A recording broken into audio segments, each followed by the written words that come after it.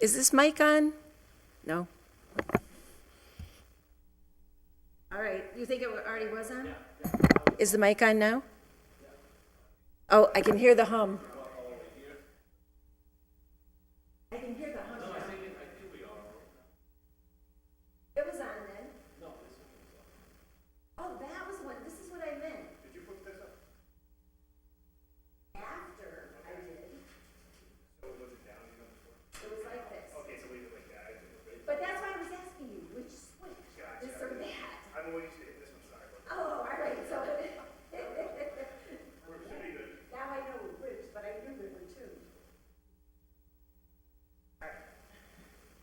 All right, so we're still waiting for a quorum.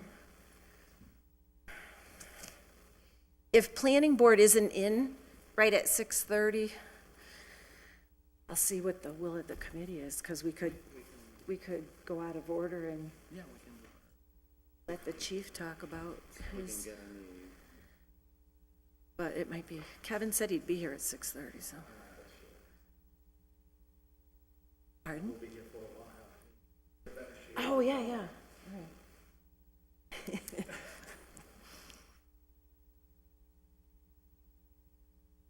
Down there, you could get a start. Okay.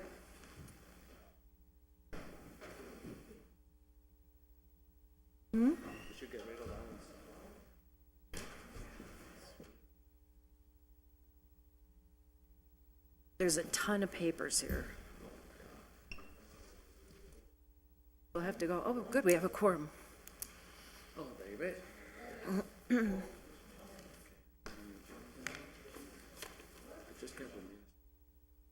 Oh, I didn't either. This is, I just got this kind of later from Sarah, but that's for the last item, for McGee's order. Oh, right, which we already, but you put it on so we can accept this? Yeah, exactly. Okay, gotcha, thank It's you. on the agenda, yeah. Thank you. Maker of that order is here today. Let's see. This is hot off the press. Oh, wow. Now, Jeez. Very hot. the planning board isn't here yet, but our chief is, so I don't know what the will of the committee is. The will is let the chief go. All right, Let the chief go.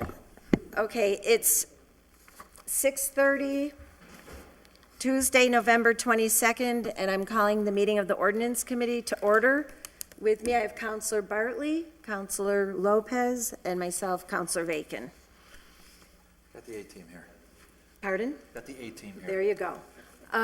We do have a joint hearing with the planning board tonight, but they're not in the chambers yet. So if someone would like to make a motion to take item 6 out of order, we do have our chief here who would like to give us some input on it. Oh, second, definitely. All in favor? Aye. Aye, Yeah. okay. Chief, we're going to get you out of here in record time. Maybe. Thanks for coming down, Chief. This is an issue that we've been talking about in various ways, and we all understand the complexities of it, but we're happy to hear what feedback you would offer to us and what suggestions you might have on the matter. For the viewing public and those in the chambers, we're taking up item 6, which was filed by me, that any person or group soliciting money from the public on the city parentheses public property must obtain a permit from the police department prior to any solicitation. The permit shall remain in effect from a time designated by the police chief for up to 1 year and shall be obtained at least annually. A permit fee may be charged to cover costs. So, Chief, you have the floor. Good evening, councilors. Thank you for having me in. The panhandling that goes on in our city goes on in other cities and all across the country, for that matter. And it's problematic and then some, without it, I would say. I do think sometimes motorists get scared from it if they're pulling up to an intersection. I mean, I see it every day at a couple intersections. Not that I get scared from it, but it's in multiple places. It's every day. It does take on the appearance of, for some people in their regular spots, of a full-time job. I made a comment to my wife the other day, and I said, when we were coming off the highway, I go, oh, there's a new lady, a young lady we hadn't seen before. Just so it's a pretty extensive problem. However, different communities have tried to correct this through different types of ordinances and legislation. In almost on all those accounts, eventually they all get overturned, and it ends up costing the city in litigation. So I would be treading very carefully here. I appreciate the concerns. I'm just not sure if this is the way to address this particular issue. I'd be concerned about unnecessarily exposing us to some potential liability, quite frankly, on the First Amendment. But again, I would defer to that to the law department. I think there's some things that a lot of times the public doesn't understand. I can't give you raw numbers, but, if you Google it, you'll find it. A lot of times people don't understand, especially during Thanksgiving and the Christmas holidays, people want to help others and they want to give and help their families, those that are down on them, and I certainly get that. But not everybody that's collecting money at an intersection is collecting money because they're down on their luck and doesn't have a job. There are some, not everybody, but there are some that collect money to continue to buy alcohol or some other type of drug to continue to enable their habits. I'm not saying everybody that's panhandling is enabling a habit, but that does go on. I looked at something online this morning down in Sarasota, Florida, where they have an extensive panhandling problem. And one of the somebody else was out there with a sign next to the panhandler saying, trying to notify the public that 93% of your money goes towards the donated money to the panhandlers goes to alcohol or drugs. Now, if you go look at that countrywide, you'll find different places they'll tell you 25% of the donated money goes towards that. Some other places will tell you 40% of the money. I can't give you an accurate figure in Holyoke. But what I am telling you is panhandling goes on. People are asking for money. It's fairly lucrative for them, so they keep coming back. And then the motoring public keeps feeding the habit. And as long as the motoring public is giving them money, they're going to keep coming back no matter what. Permits or no permits. I'm very cautious to go in the area of having them register for a permit. I'd be worried about when we go back a couple of years, when we've been discussing this for a couple of years. One of the original goals was to not have them panhandle in the gateway areas of the city. And because of that, that was a goal. I'm concerned about potentially what we do here as far as the constitutionality of it. And so I would tread very carefully before we go down that road. I would certainly entertain, can we do public service announcements to notify the public? Basically, if they don't wish to see this type of behavior, they shouldn't continue to basically feed the habit. We had a brief discussion before tonight's meeting. I don't know if it's possible to look at some of these intersections and do some small changes in the intersections that would make it difficult to panhandle in.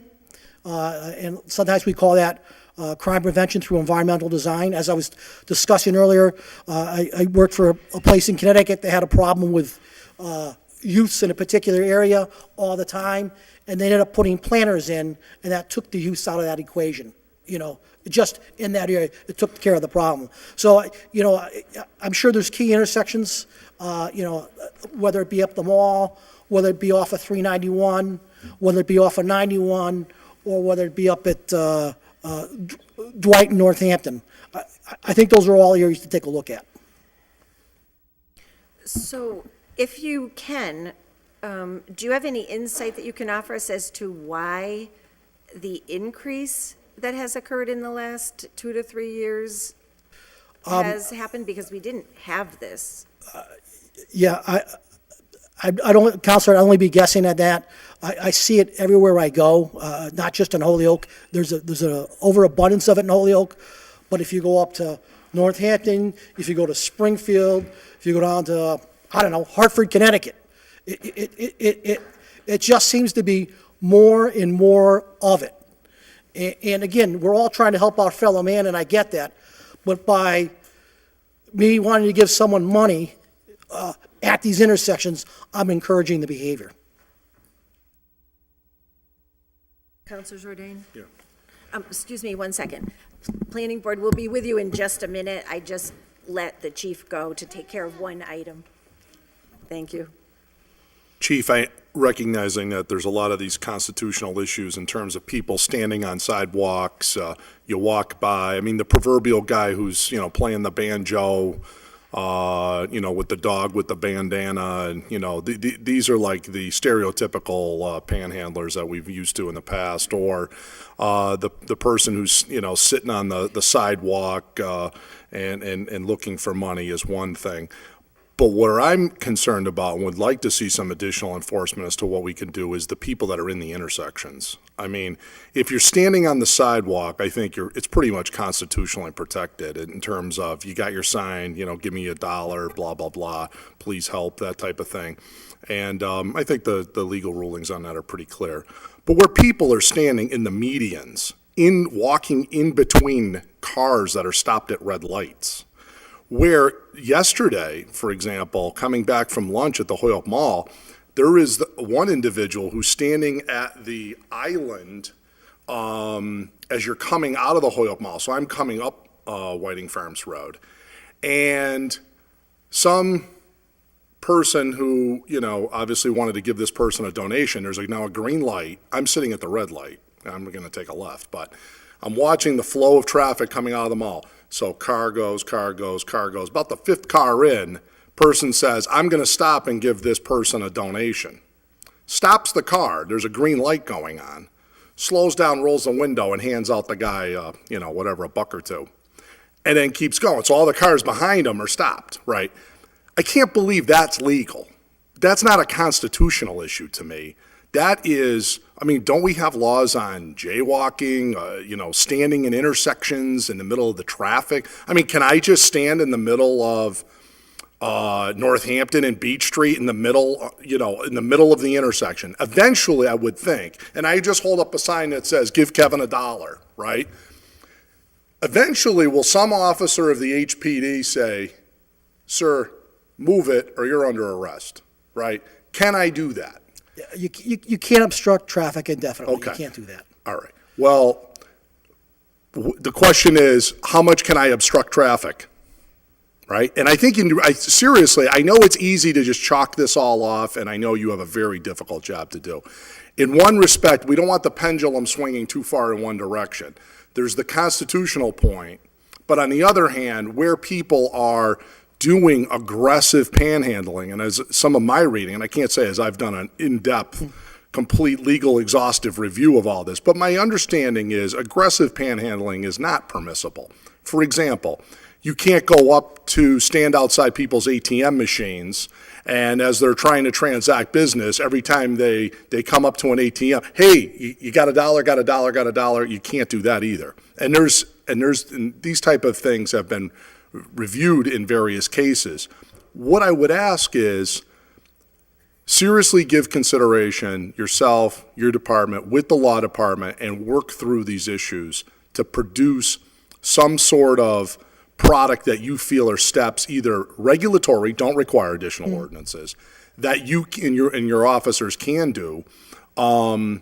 Because this is way beyond the person who's standing on the sidewalk that's looking for a donation. I don't care for it. I don't think it looks great for the city. I think it makes people uneasy to walk the downtown if you have to be confronted by a gauntlet of people asking you for money, okay? Notwithstanding that, I think that is protected speech, and I don't think there's too much we can do about it. But where people are in the intersection, stopping traffic, walking in between parked cars at red lights, are going up to people at ATM machines, are, really going out of their way at different, is it private property? Some of these things we're talking about public spaces.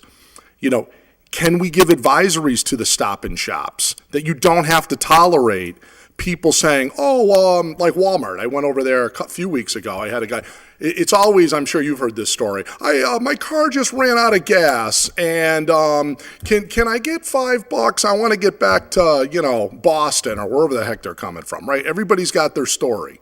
I think everybody's heard that story. Oh, yeah, that's a good one. Yeah, that's a standing one, right?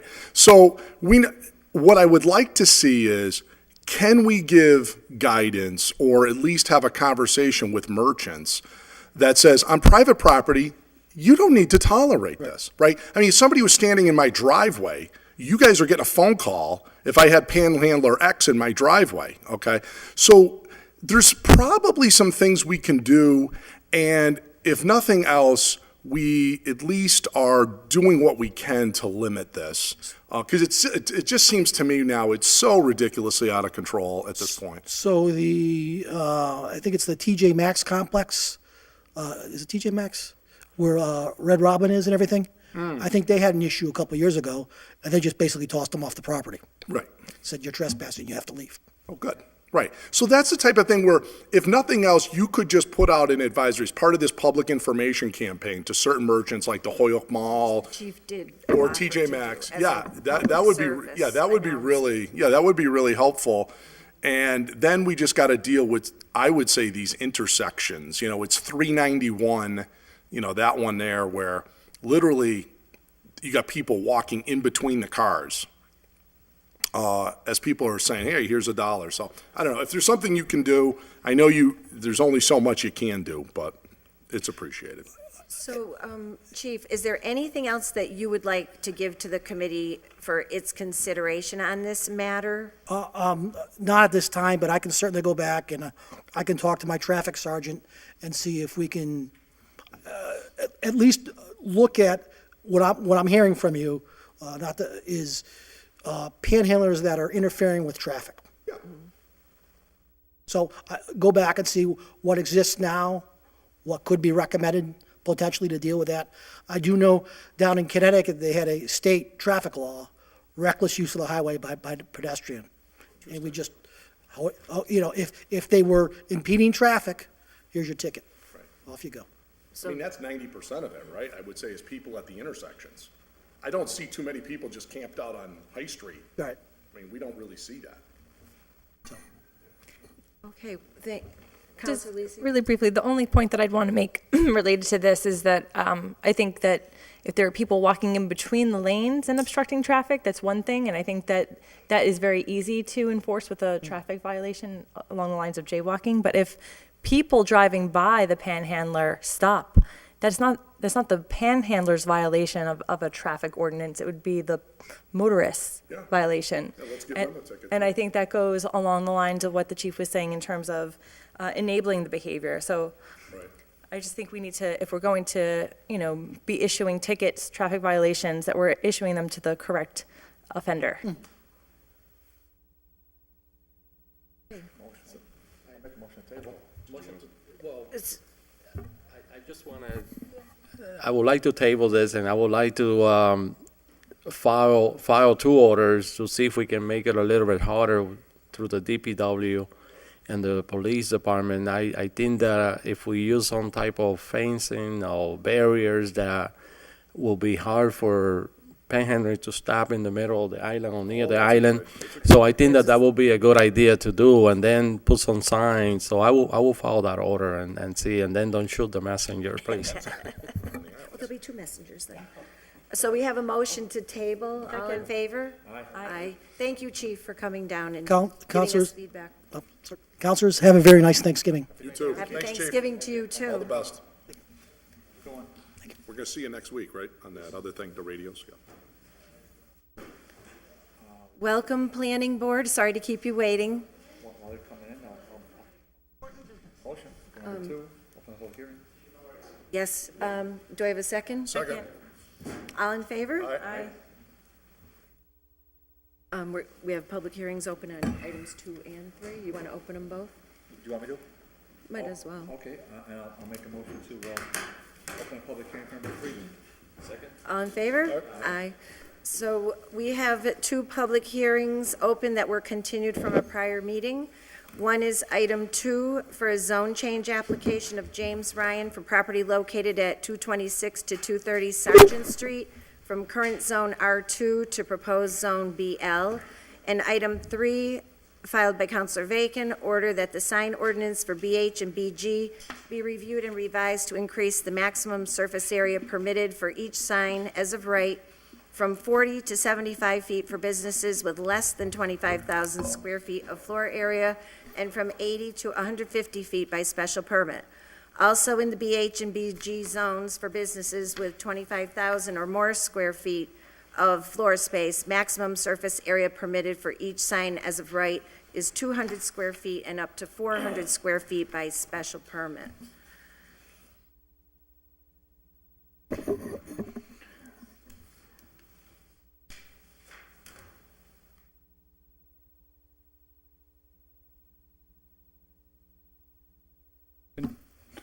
Do I hear a motion to open public hearing for zoning text change, section 6464, increase minimum surface area in BH and BG zones, as well as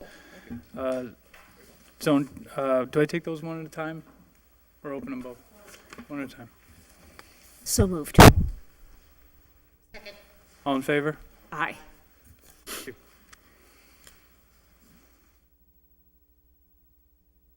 2 or 3 first? So I'm guessing that the planning board, along with ordinance committee, has received the communication dated November 18th.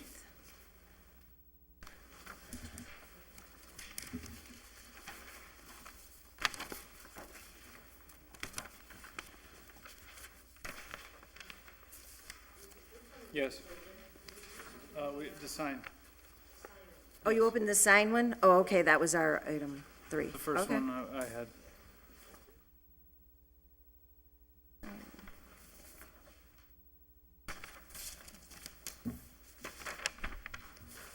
You have nothing. Okay, so the sign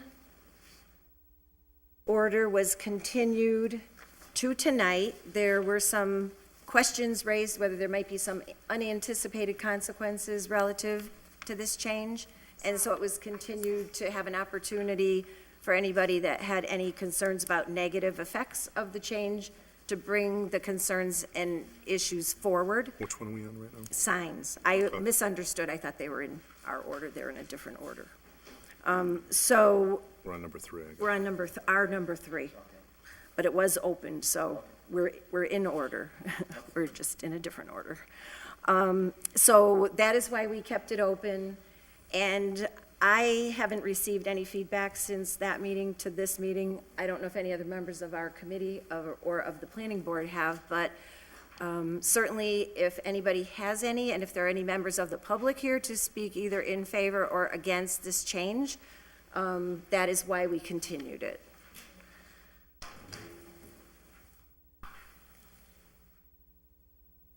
Well, Madam Chair, the Planning Board and I had thought the Ordinance Committee, but perhaps there was some confusion about how it was trafficked, are in receipt of a communication dated November 22nd, 2016, from former Councilor Gordon Alexander, who had asked for it to be read into the record. There are some communications that It's got came a in light on today.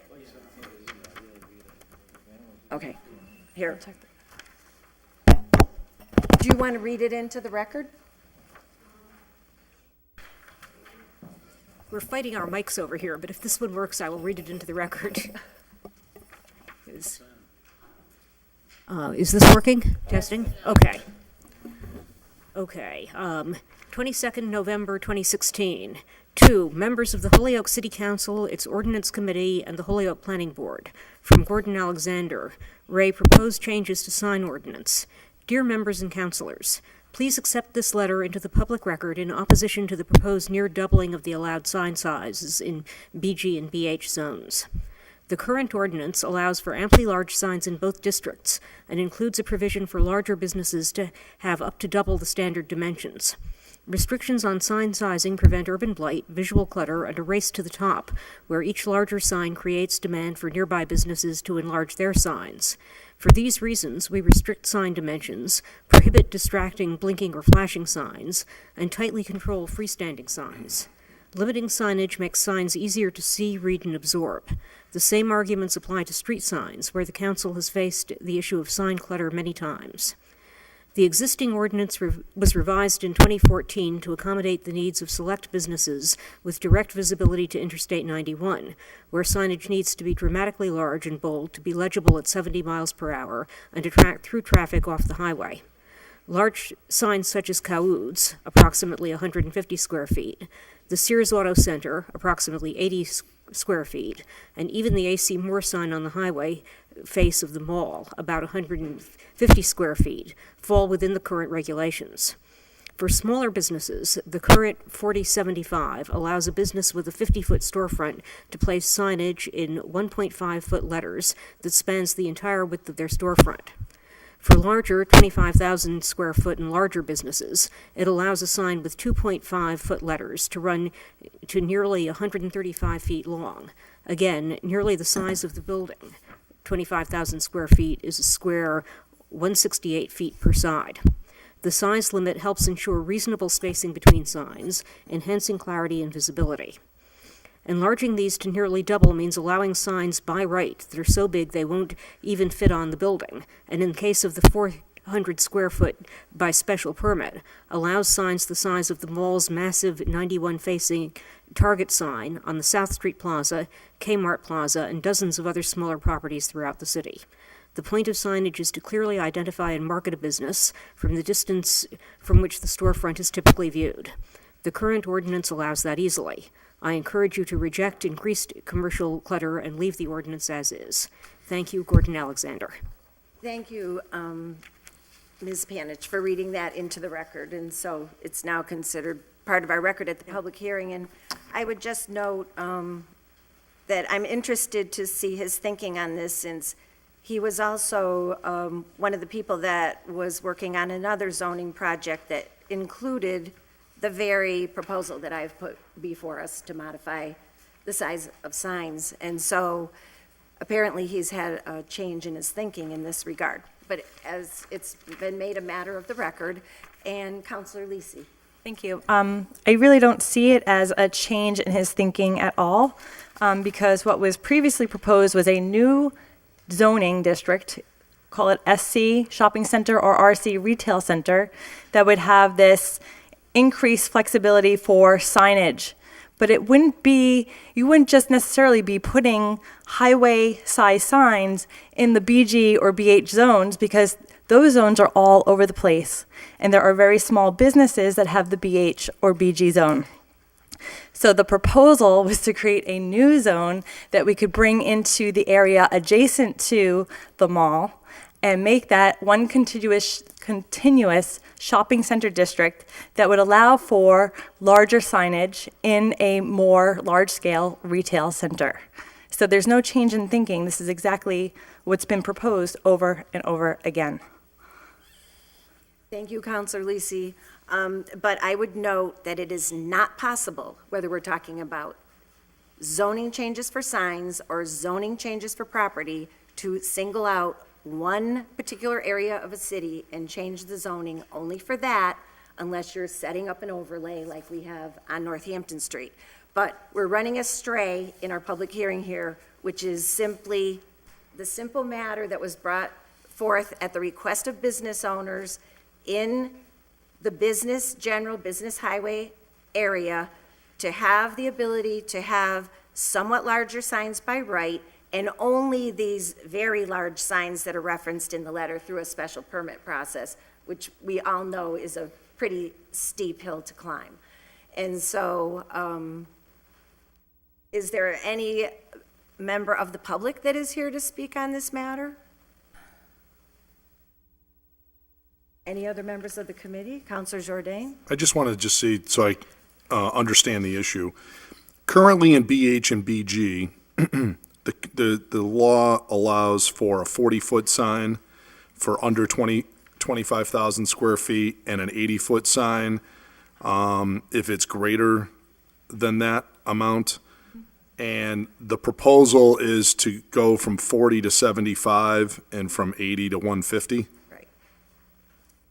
And is there been some business that, because 40 feet is pretty substantial. I mean, that's 4 feet by 10 feet. 80 is, wow, that's, I've never seen an 8-foot letter, so I would say that,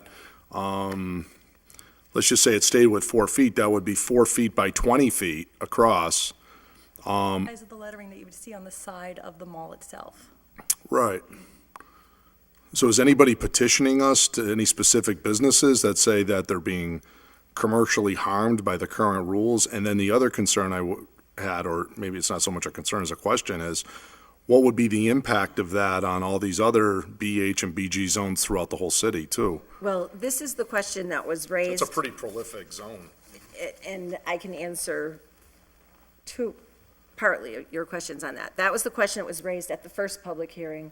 That's why we continued it to tonight, so that we would have the opportunity to hear from any other zoned areas as to whether there would be a negative effect if we were to change this rule. We heard from one person, one of the people that was seeking it, the mall has been seeking increase in signage size for a long time, and a specific business owner spoke to me specifically about it because certain businesses, and I think, I don't have it right in front of me, but I think it was maybe a mattress business or a bedding business or something, where they have a national brand and they have a national sort of cookie cutter. You have the sign this big, the building this big, and so when businesses are out seeking to lease the space or keep renters in their space, they're trying to remain competitive in the market to attract the businesses. So that was the initiation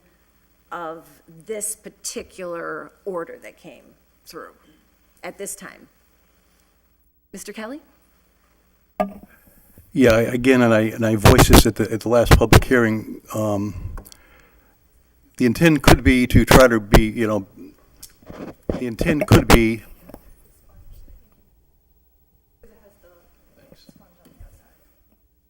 The intent could be to try to be more business friendly, but my real concern is, and I think what we asked at the last meeting is for someone to probably prepare kind of a map of the city where we have these zones all over the city of Holyoke.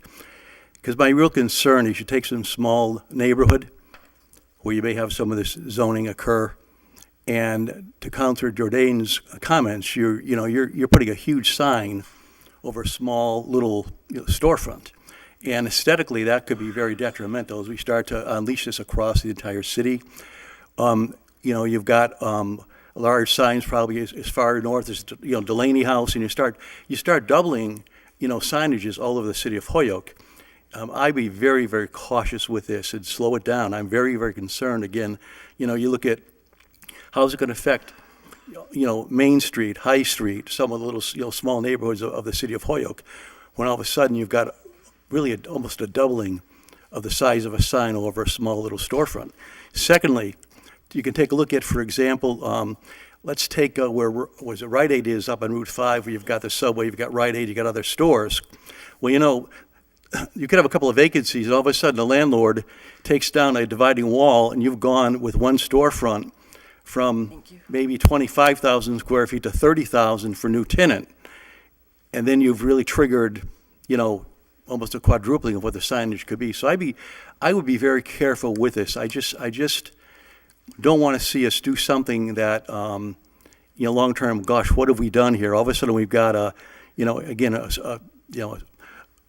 bodega that's got a sign that's, twice as large, and everyone's going to try to repeat that. So those are just my comments. I'm concerned about the impact on the entire city in every one of the zones. Thank you. And my recollection was that the main reason for continuing the hearing was to get exactly that information that you just referenced. So maybe somebody can review that with us. I'm perfectly happy to go cautiously with this and to accept any recommendations that would help to avoid any unintended negative consequences while helping the people that are voicing specific barriers to being able to either bring in or keep business.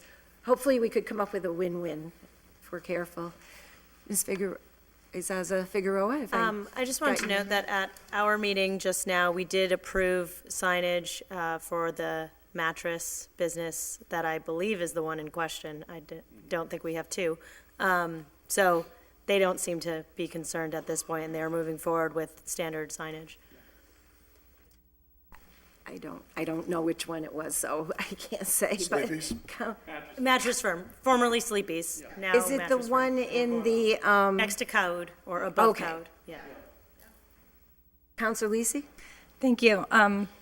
So I just wanted to note that we, at the request of the mall, recently changed the signage limitations for businesses over 25,000 square feet. And so we addressed the concerns of the mall, and I do understand the request for businesses just outside of the mall in the Ingleside area to have more competitive signage.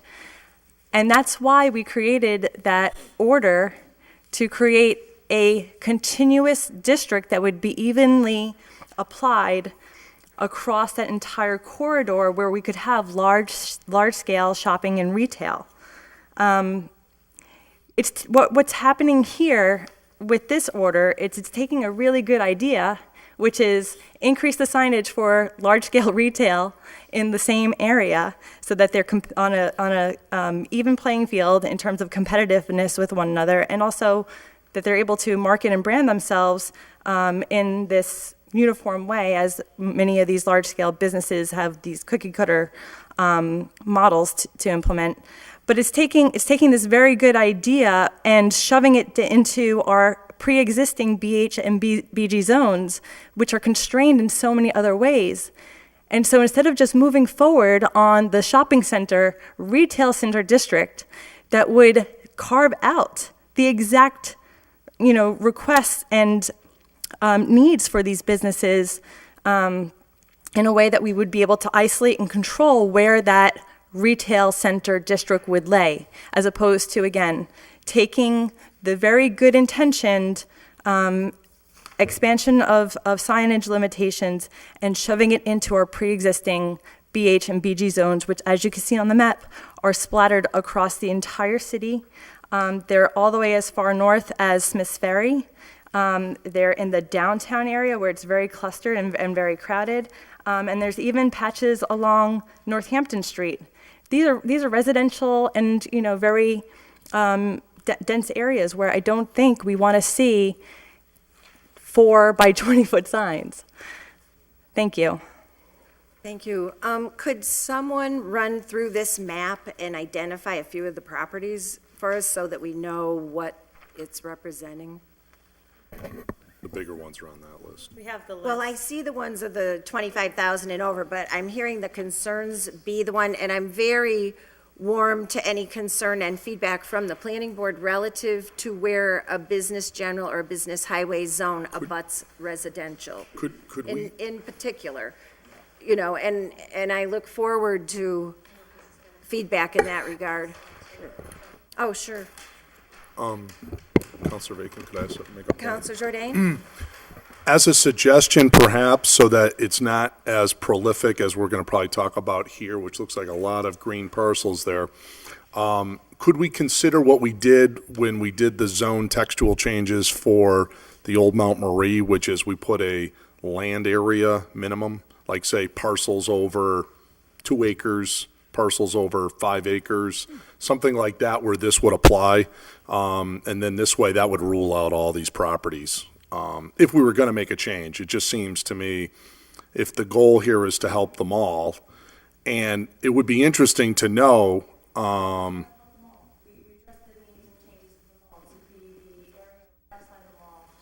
so the mall already has these new rules. Okay. Well, they have the rules as of the 2014 amendment, which we worked closely with, and they were the ones that kind of set those parameters at that point. I mean, I'd like to actually hear from the business owners that are Right. stating this at this Well, point. yeah, that was kind of my initial Okay. point is what is the need? Before you have a fix of a problem, you should have a need to fix a problem first, right? So that would be point one. But point two is if it is certain of these larger businesses, i.e., say it is the mall, say they all came in and made a concerted effort to say it's an issue, we'll have to find that out. But is we could theoretically put a land area minimum on it so that smaller parcels and avoid the other problems. The other thing I think that would be interesting to see is what are the restrictions in other communities? Like what's the Eastfield Mall, what's the Hadley Mall have for sign restrictions on those?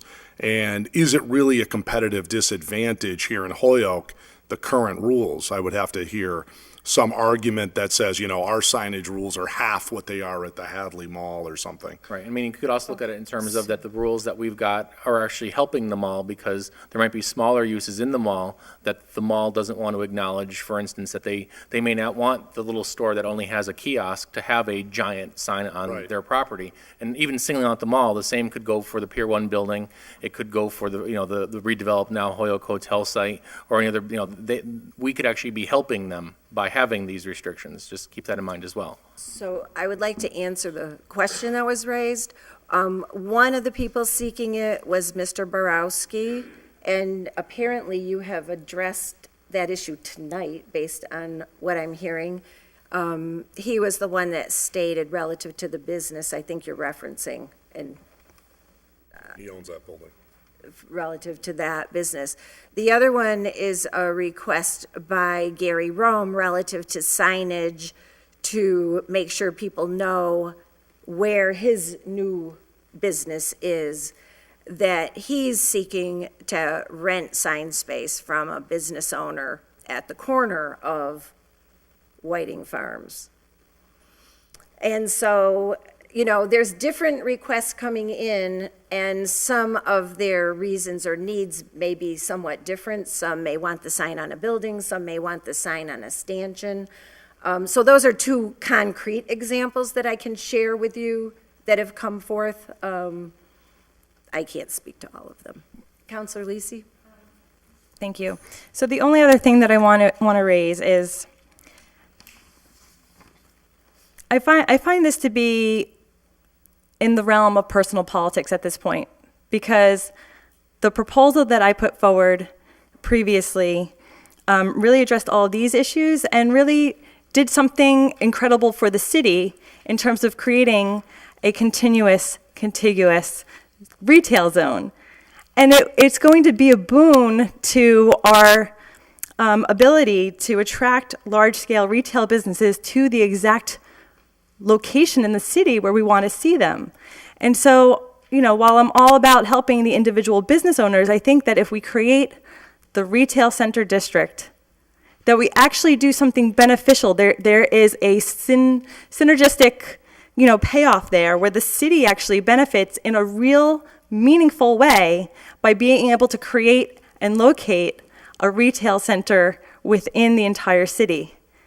If we are going to go piecemeal and change sign requirements for individual businesses, that's one way of addressing the needs, but the needs are the same in that area. So I really don't understand why there's so much resistance to moving forward on all the hard work that we put in 2000 and, what was it, 15. It was an entire year's process that is now being laid to the wayside, and bits and pieces are being resurrected because it is a very good idea. It was a good proposal that we all worked very hard on.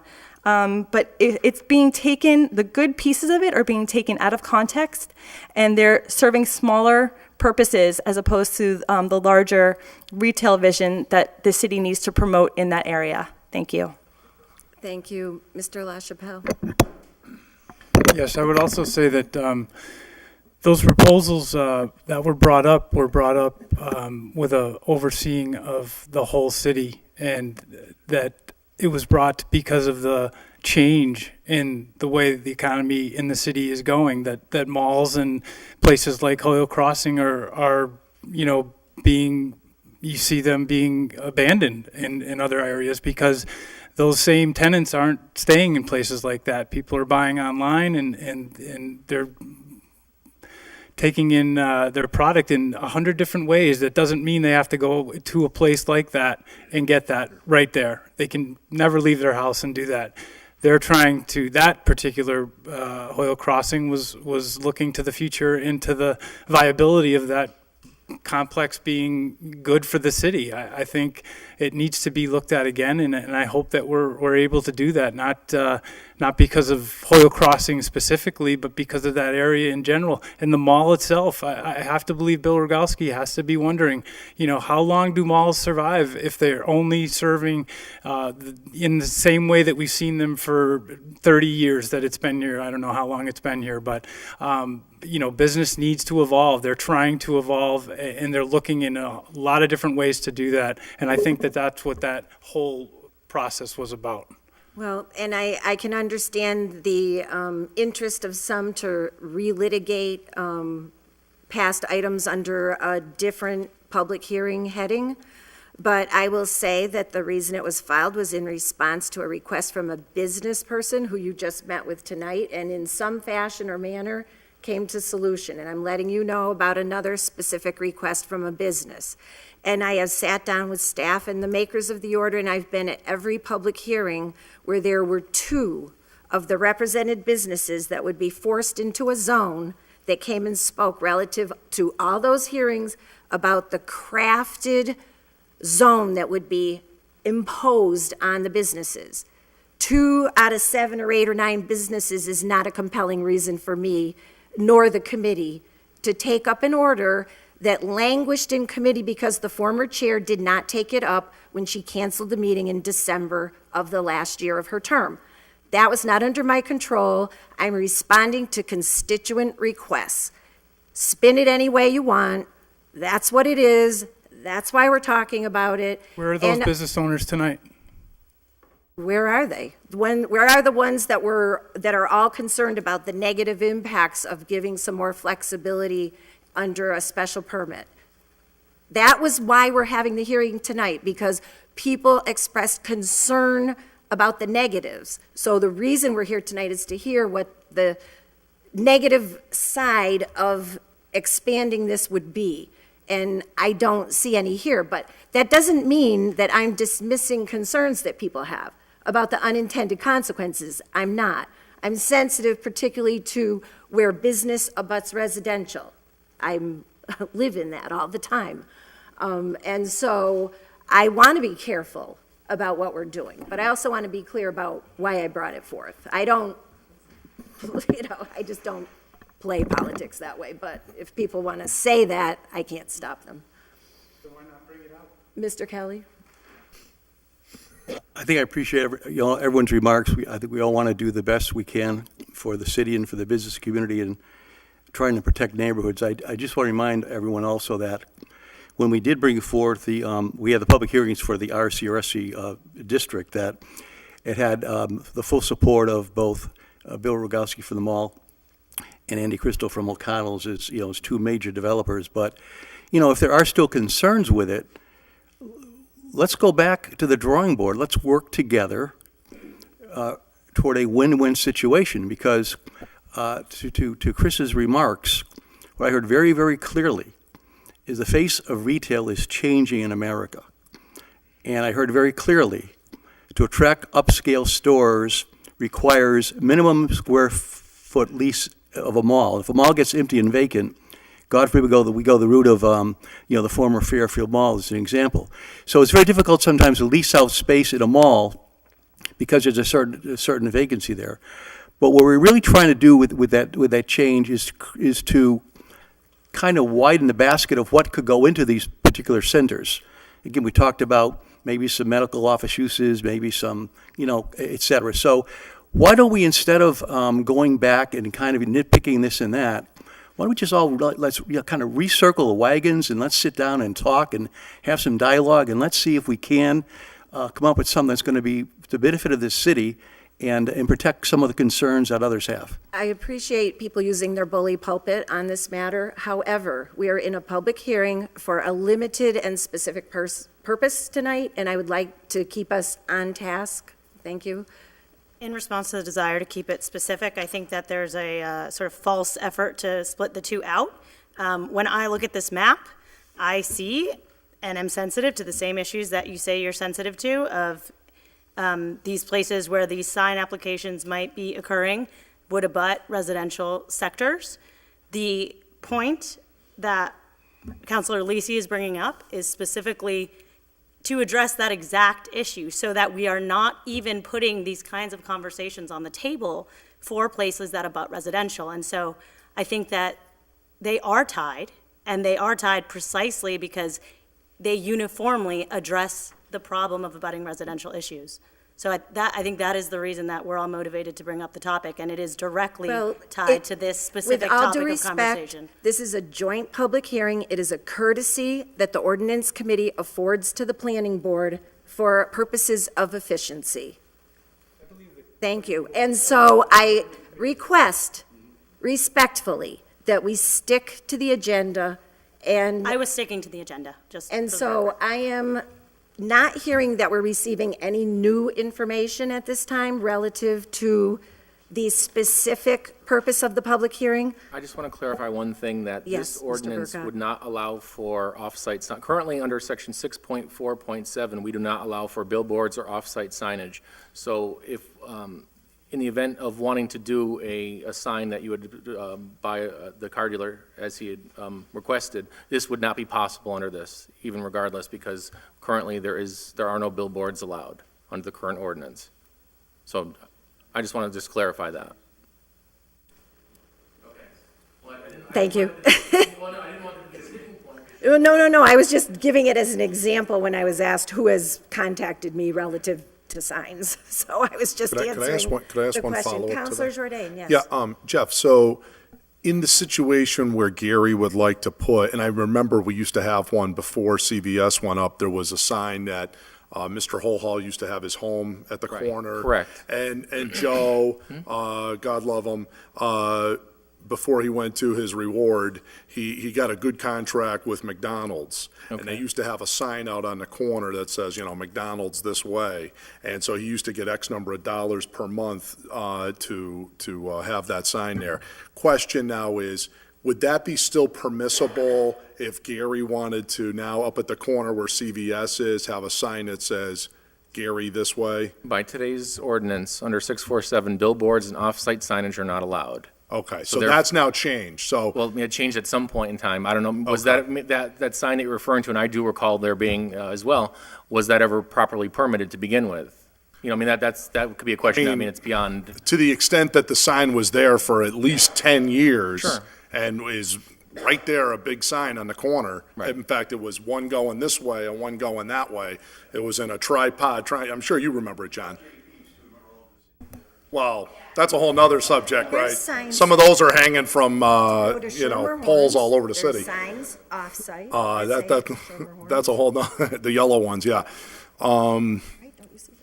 But, so that which was allowed, see, I was thinking that Gary was saying, give me one of those again, but maybe perhaps the rules have changed.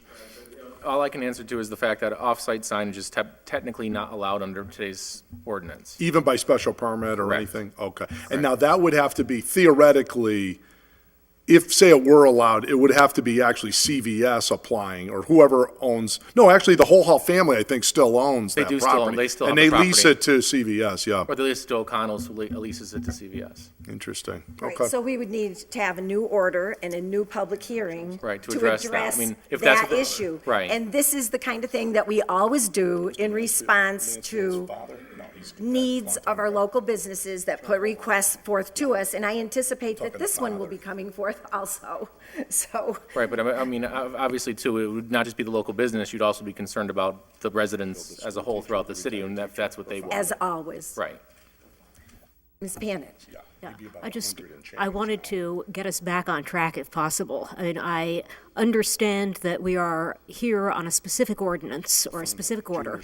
And I believe I heard the chair suggest that you all would be open to anything that we could do to address some of the concerns that have been brought forth. Absolutely. And my question then was, given that we have this specific order in front of us, is there work that the planning department could do that would be helpful to you?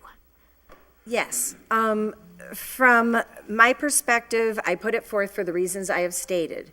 And I am very concerned about where the business abuts residential. I've been through all the zone changes in that regard. I think they were all in Ward 5 over the last number of years. So I am, and in my own mind, was also thinking about if we are to modify the size, that it be in the zones. And I'd be warm to hearing back from planning relative to not when it abuts residential.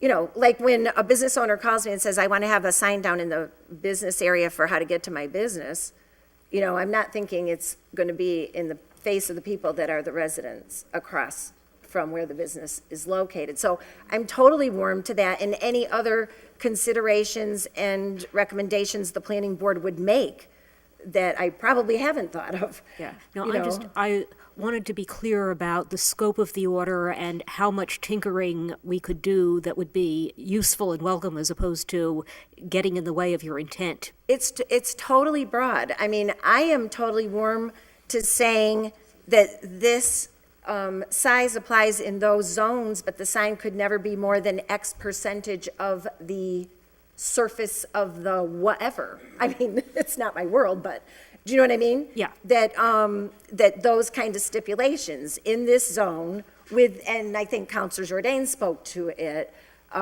relative to the size. Certainly, you're not going to want a sign on a business that's bigger than the business. You know, so if there's any unintended consequence that causes something like that to happen, absolutely. I mean, I would want to be. Okay, thank you. I just wanted to be Yes. clear on what we were doing. Yes, thank you. So, Counselor Lopez? I'm just thinking that, is it possible for the planning board to come back, Jeff, with all the BH and BJ sizes in the city, and then put them by sizes, and then see if we can come up with Sizes of what, the buildings? parcels. Well, that's what we kind of already established in that, I mean, it was. Yeah, I saw that, but Right. I mean, because the thing is, the only thing, what makes it difficult is the what if. Because you can have a 10,000 square foot building, or a lot rather, Yeah. and build 5 stories that equal a certain square footage. Yeah. Or similarly, you know, I don't know in the mall, I mean, those are like full walls that can be adjusted. I don't know what the square footages of the uses in there are. I mean, that's why it becomes a difficult scenario to try to figure out how to manage that. Is it possible then, let me ask you a different question then. Is it possible for you to check all the cities and towns and see how they do it and then get that information back to us? And I think that we're going around in a circle and we're not Although- going anywhere. I mean, just want to see if we get some concrete information and move forward. Meaning how the other city and towns manage this? Yes, and if I mean, it's that, well, possible. I can try. I mean, Yeah, I can put it out to my just 3 or local 4 listserv and see who responds back, but 3 I or can't 4 give you a cities, guarantee that I'm gonna have a detailed, No. you know, because typically you're good to, you know, if you post it out there to mass planners, you might get 2 or 3 responses. Okay, all right, thank you. Thank I mean, you. I'm more than willing to Well- try. Well, I will say, as the maker of the order, that I am comfortable with the expertise of the planning staff and the planning board. You have all of the information. And so I'm comfortable with the feedback from the planning board as it relates to all of the negative unintended consequences that this might cause. And in whatever recommendation comes to the city, back to the committee, I would give it full consideration. I'm not just grinding an axe here. I'm putting forth a need that's been expressed to me, and if it has too many unintended negative consequences, I'm sure the committee will vote accordingly. On the other hand, if we can craft it so that we minimize those, but give the other people who need more flexibility, that flexibility, then it's a win-win.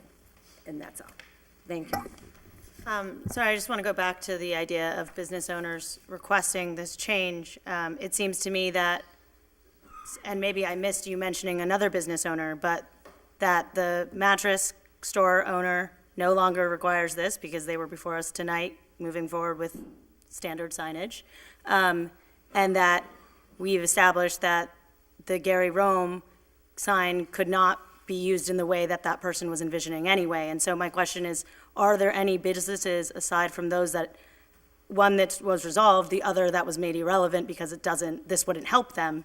Is there another business that this request would actually address at this point? I don't have specific knowledge that I can quote to you in that regard, any more than there were any more than 2 in past public hearings that we've had. So if there is no further new information, I would accept a motion to close the public hearing for the committee's purposes. Second. All in favor? Aye. Aye. Thank you. We can receive the recommendation from the planning board. What about information that I requested? Well, they can give us their recommendation based on the information that he knows. So just attach that to the recommendation. Yeah. And there's no guarantee there's gonna be any, once I post out there, there may not be any response, so. No, well, and I'm just, if I can ask our chair, do we want to actually continue our public hearing so that we can collect? Yeah, Respectfully, who? okay, yeah, because I think if we're going to give the ordinance committee the information that they need, we need to be open to collect. Make All an right, order. then I would move to continue to, Jeff and Sharon, do we have? Okay, December 13th at 5:45? Yes, All in favor? aye. Aye.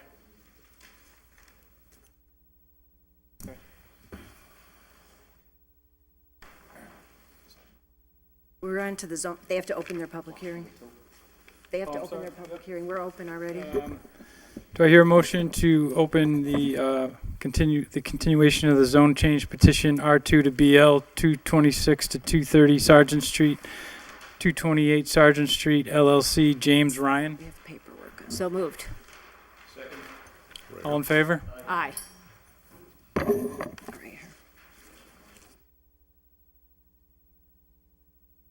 Okay, so between the last hearing and this one, we all have before us a communication from Attorney Carroll dated November 18th relative to this zoning change.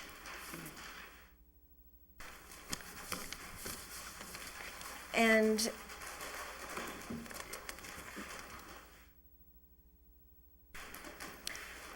is it the, do you have it right? Is it the will of the committee to suspend rules and have Sarah run through the highlights of it for us, or? So Sure. moved. Second. All in favor? Aye. Thank you, Attorney Carroll. Yes, okay. Good evening. Good evening. So at the last public hearing on this issue, the question was whether or not the applicant could apply for a special permit for a non-conforming use. And that's what I addressed in my communication. So basically, I defined the non-conforming use and determined that you have to look at the structure versus the use of the actual building. The structure, we can all agree, is non-conforming. The use of the building has multiple uses. It's a mixed-use building. There's residential apartments on top, which are not in compliance with the zoning laws. And there are, it's the commercial space underneath. The committee had a discussion that the commercial space had been vacant for a period of time. I looked into it and I couldn't find anything decisive to say that because a portion of the mixed use has essentially been not used for a period of 2 years or longer, that now the next use has to be conforming. And my determination was that it would be within the authority of the building commissioner to determine whether or not that non-conforming use has been essentially not used or abandoned, which would prohibit the applicant from applying for a special permit. Okay, so just let me feedback so I'm understanding you correctly. So what I'm hearing is you're saying that the building department can make the determination if the use can continue. No, so the building department, the building commissioner would be interpreting the zoning laws to determine whether or not the use is still a non-conforming use and qualifies for to be able to apply for a special permit. Okay, so in that situation then, the applicant would have to go to the building commissioner before anything else could happen, and the building commissioner would have to find that the use could continue.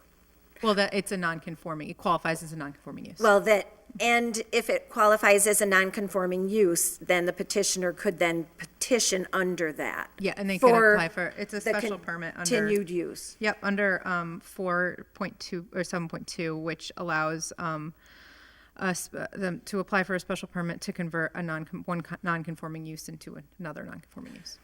Okay, because I just want to make sure we're clear to the applicant, because I think he's kind of Yeah.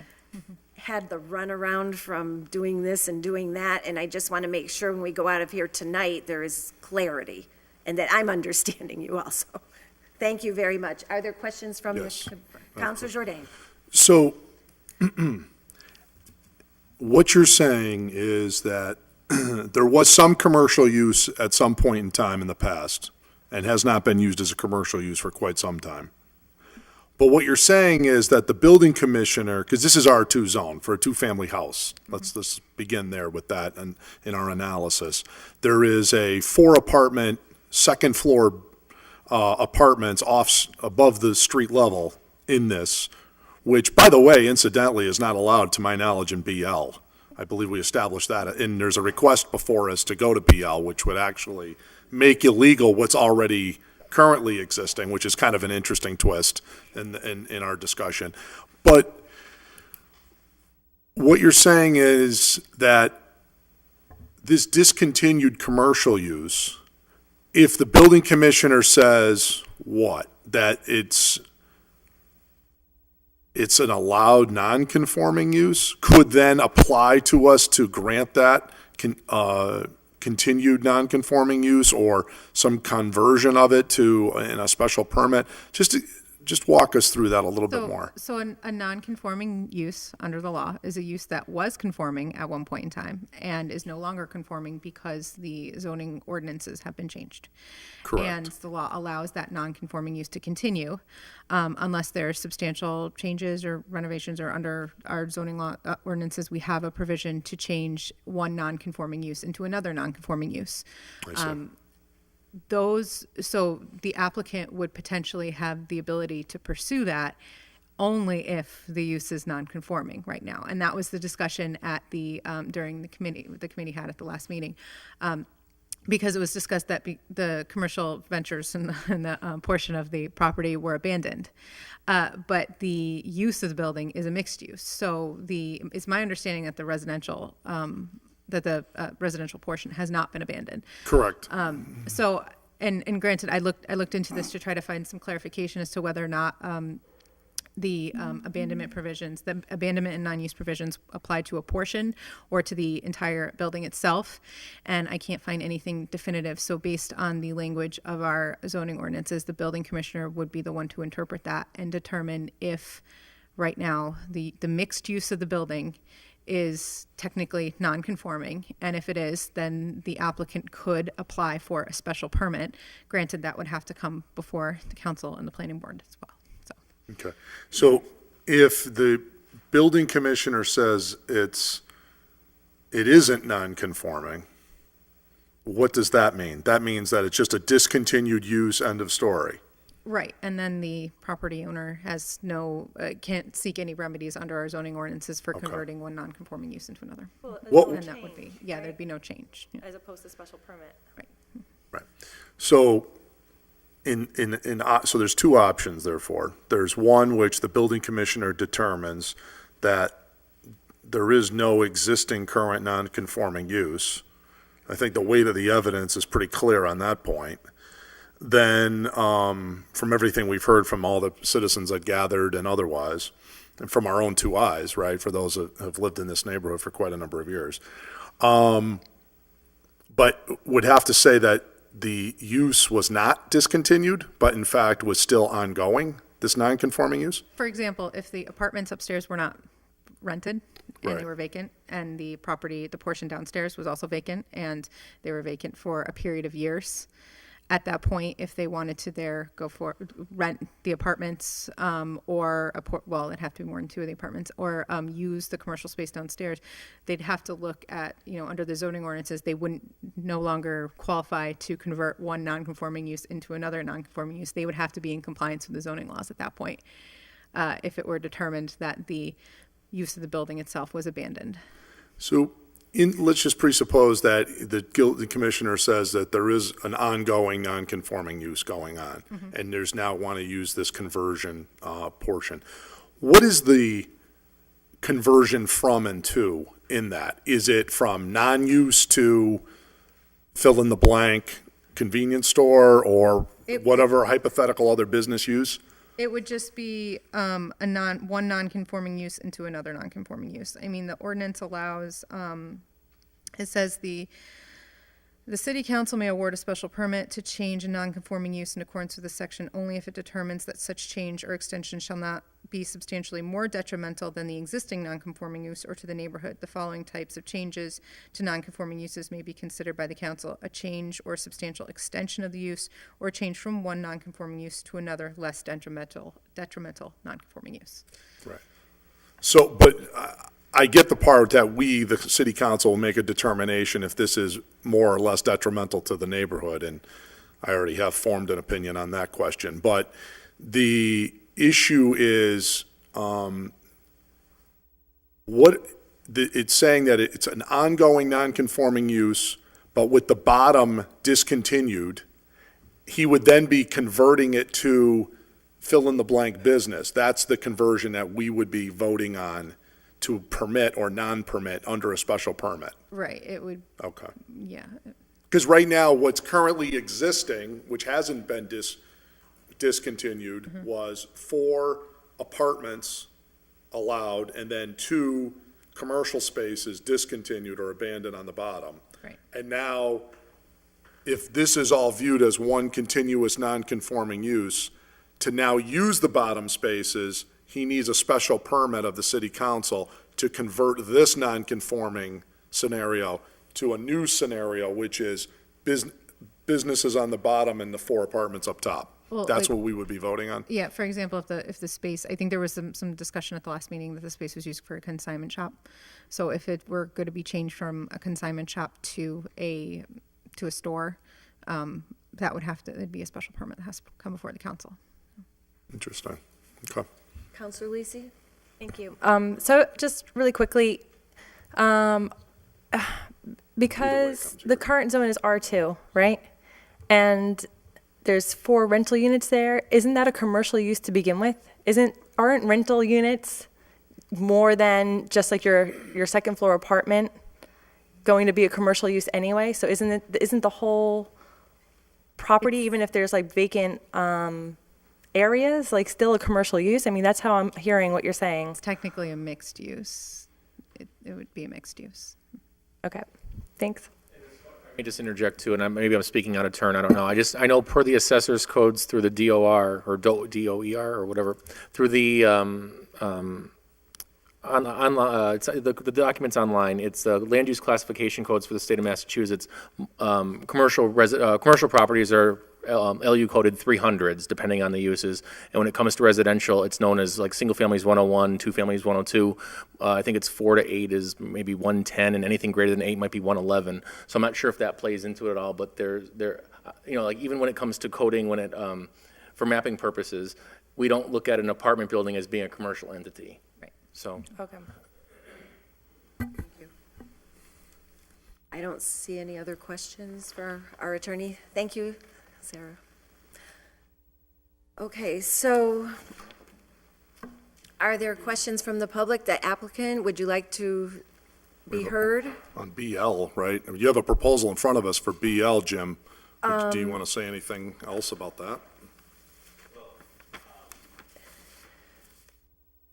I'm probably not saying anything new from the last time I was here. Do you mind just speaking into the microphone for the record? Probably not saying anything new from the last time I was here. A couple of things that we did learn our first time through. A couple of things we learned, a couple of things we kind of could see. One we had learned that apartments would not be allowed in a BL zone. Right. So I think I might have made a comment at some point how this request would probably go sideways anyways, because it can't exist. The other thing I felt from the testimony of the neighborhood was that clearly a convenience store is not something that they would want. So the reason we brought the zone change forward was we thought that was our only, we didn't know we had any remedy. If it appears that if someone's interested in the space and he or she wants to open up some type of a business, let's not say it's a convenience store, let's say it's a, for example, I've had a yoga two different yoga teachers approach me. I've had a chiropractor approach me. So let's just say, for example, if someone comes to our space and he or she wants to bring something forward, if I could tell them that, yes, you can bring something forward, it's all subject to a special permit, and there you go, then I would, then I'm fine. I don't want to do something that the neighbor doesn't want, and at the same time, if the zone change isn't going to happen, it's clear it's not going to happen. So I don't know if that's something I withdraw formally at a later date, or what the process is. So that's probably what I would look to do. You can withdraw your request without prejudice, so that it would not prohibit you from seeking future change. Correct, Sarah? Without prejudice, right? So you can do that, and it won't harm you for any future. Correct. Would I do that through the clerk's office, something in writing, or? You can state it now in the public hearing, and then, I believe, put it in writing either to our attorney. Yeah, as a communication, give it But to the if- clerk. And But if you give it to our attorney or the clerk, they'll bring it to the council as a formal communication. Yeah, that will be what we will do. We'll withdraw that request, and I guess our goal from day, we just would like two things. We wanted some type of clarity or some guidance in terms of what we can or can't do in terms of steering people through the hallways. And then secondly, and I don't know if I think maybe the last time we were here speaking to a few people outside, we didn't buy this building to get in an argument with our neighbors. The hope is that when we're through with the building, one will be happy with it, but also the neighborhood. So we're not there to do the wrong thing. And I only brought the convenience store forward because he was there. So Sure. So that's how that's kind of it's not something I sought. It was something that came to me, and I had to present it. Thank you. Counselor Jordan? Yeah, Jim, what I would suggest is that obviously get us that communication on I don't think you obviously even want this now, because this would have implications to what you have already existing. I think work with the building commissioner to see if this perhaps other avenue is even available to you. And then I think we regroup as a neighborhood group and listen to the neighbors about some of these other alternatives. I think you'll find some of these other professional services are much more warmly received than the convenience store proposal, and then that comes in for special permit.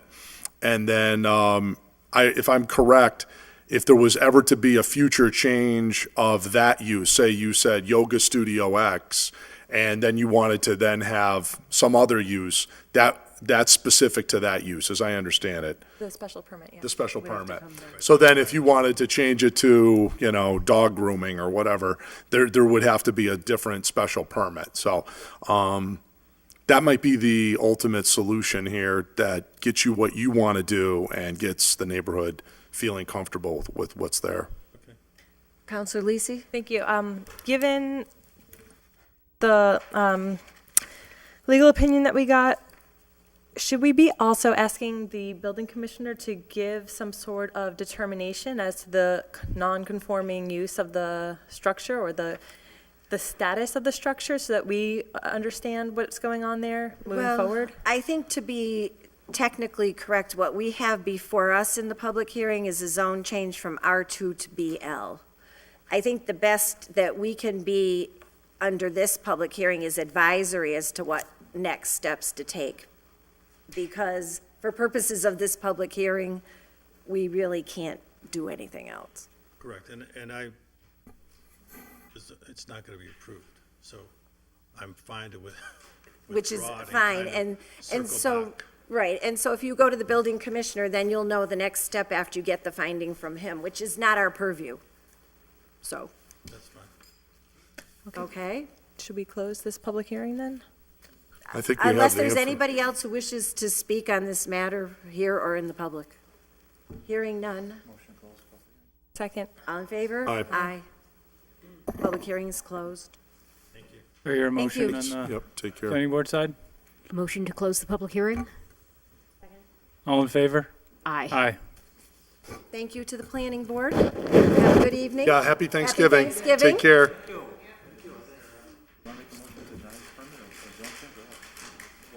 He's withdrawing it. Do we need a recommendation He's from them first? withdrawing it.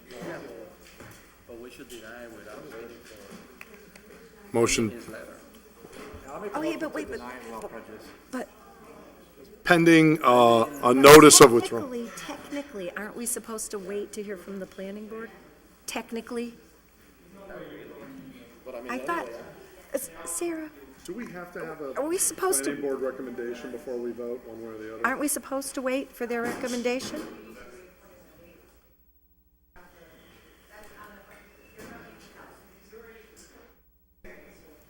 Correct.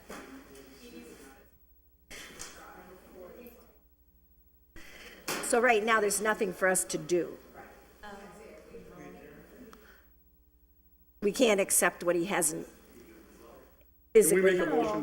We've been able to, we, Pending a note, and then we could change our recommendation at the next council well, meeting can I, to withdraw. Can't we, Huh?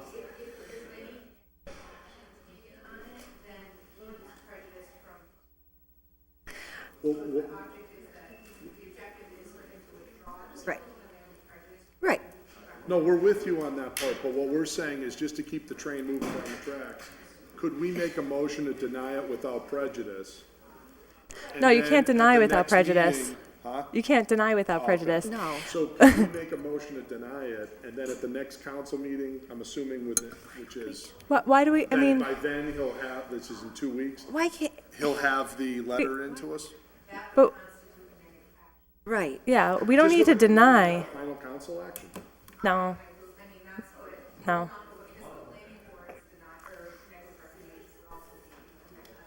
Yeah. I think we just have to wait. He's gonna do it. I mean, And the community, we can have this hearing closed and still receive his communication to withdraw without prejudice. Yeah. and that's going to the council. We could remove it from committee too, At couldn't the we? And if council we, meeting, if we we'll get just his, take it up. I'm assuming by our first council meeting in December, we're gonna get a letter from Mr. Ryan saying withdraw. Could we at that time remove it from committee? Yeah. And accept it. And then accept that, and then? Sure. Okay, all Sure. right, that's fine, then we'll just, Yeah, My okay. only issue is that we need to get that letter ASAP. Because, I mean, if we don't do anything in whatever days, this thing is going to be approved, Well, right? 60 Well, he days. doesn't want it Okay, approved, no, or I he know, can't have I his know. apartments. But we No, need to your get that, point is- Close yeah, of the we need to public get that hearing. letter in Wait, but he ASAP. doesn't- That's what I'm trying to. well, next ordinance meeting, I'm coming out with deny if there isn't withdraw, yeah. I'm sure it'll be Yeah, done yeah, yeah, tomorrow. yeah, Sure, well, he's probably doing it now. Yeah, I mean, we'll He just, doesn't wanna kick out his renters. well, we just deny it at the next meeting if there's, Well, we'll we accept don't get a his. thing. I don't want to keep it in committee for 60 days. No. No, No nobody way. does. We are up, Yeah, we didn't exactly. take The up, ones with the building commissioner and the DPW superintendent? sure. Yeah, let's take those out of order, yeah. Let's, we But always, can we I always just make, have a motion to leave the minutes on the table because nobody had a chance to second, read them? Okay, just take care of one. All right, You all take a right, vote and on then, that? Vote to leave that tabled, or just? yeah. Yeah, we're just leaving it there. So which one's the first one for the building So, commissioner? if Yours somebody with the wants to ancillary. go out of order, can you just read the numbers and we'll, So I'll make a motion to suspend the necessary rules and proceed out of order to the next item, 7, filed by Counselor Jordan. Is there a second? Yeah, second. all in favor? Aye. Aye. Okay, so we'll move to item 7, filed by Counselor Jordan, ordered that ordinances related to ancillary structures be reviewed for possible revisions, particularly as it relates to garages. Thank you, Mr. Cody, for coming in, Can I just make an opening? and to the maker Yeah. of the order. So Damien, as always, thank you for coming. And one, as you know, big hubbubaloo is certainly in my ward related to the garage that's at the corner of Mackenzie and Locust. Neighbors are besides themselves about that structure going in for a variety of reasons. One is the gentleman, I'm told, has a lift going into the garage. I'm told it is, and I've gone over to see it, that there's it's a two-story garage. He, I guess, is going to do storage or whatever on the second floor. He has, it's a two-car garage, it's quite large. It basically takes up the whole backyard. That he's driving over the sidewalk. There's no curb cut approved by the DPW at this point. And he already has a garage pre-existing to this garage. And it just looks awful. I mean, there's just no way to put around it. It looks awful. And so neighbors are like, wow, he got a permit, but in your defense, if you reviewed all the rules in terms of setbacks and all of this type of stuff, one, is this particular one in total conformity with all the rules? If that's the case, then for future ones, we got to talk about what are the rules, because, you know, we can't just allow someone to really, these are not large homes, as you know. These are small Cape homes, and to just take a building that basically is almost the size of the house and plop it in the backyard, it just really destroys the character in the neighborhood. It looks awful, and everybody's just shaking their head. So want to think about the future. If you could just talk a little bit about that property, and then about the future, and what would you, in your professional opinion, make recommendations to us as to things that you think we could change or do better, or we could tweak some of these ordinances. So if that helps to tee up the situation. Okay, thank you.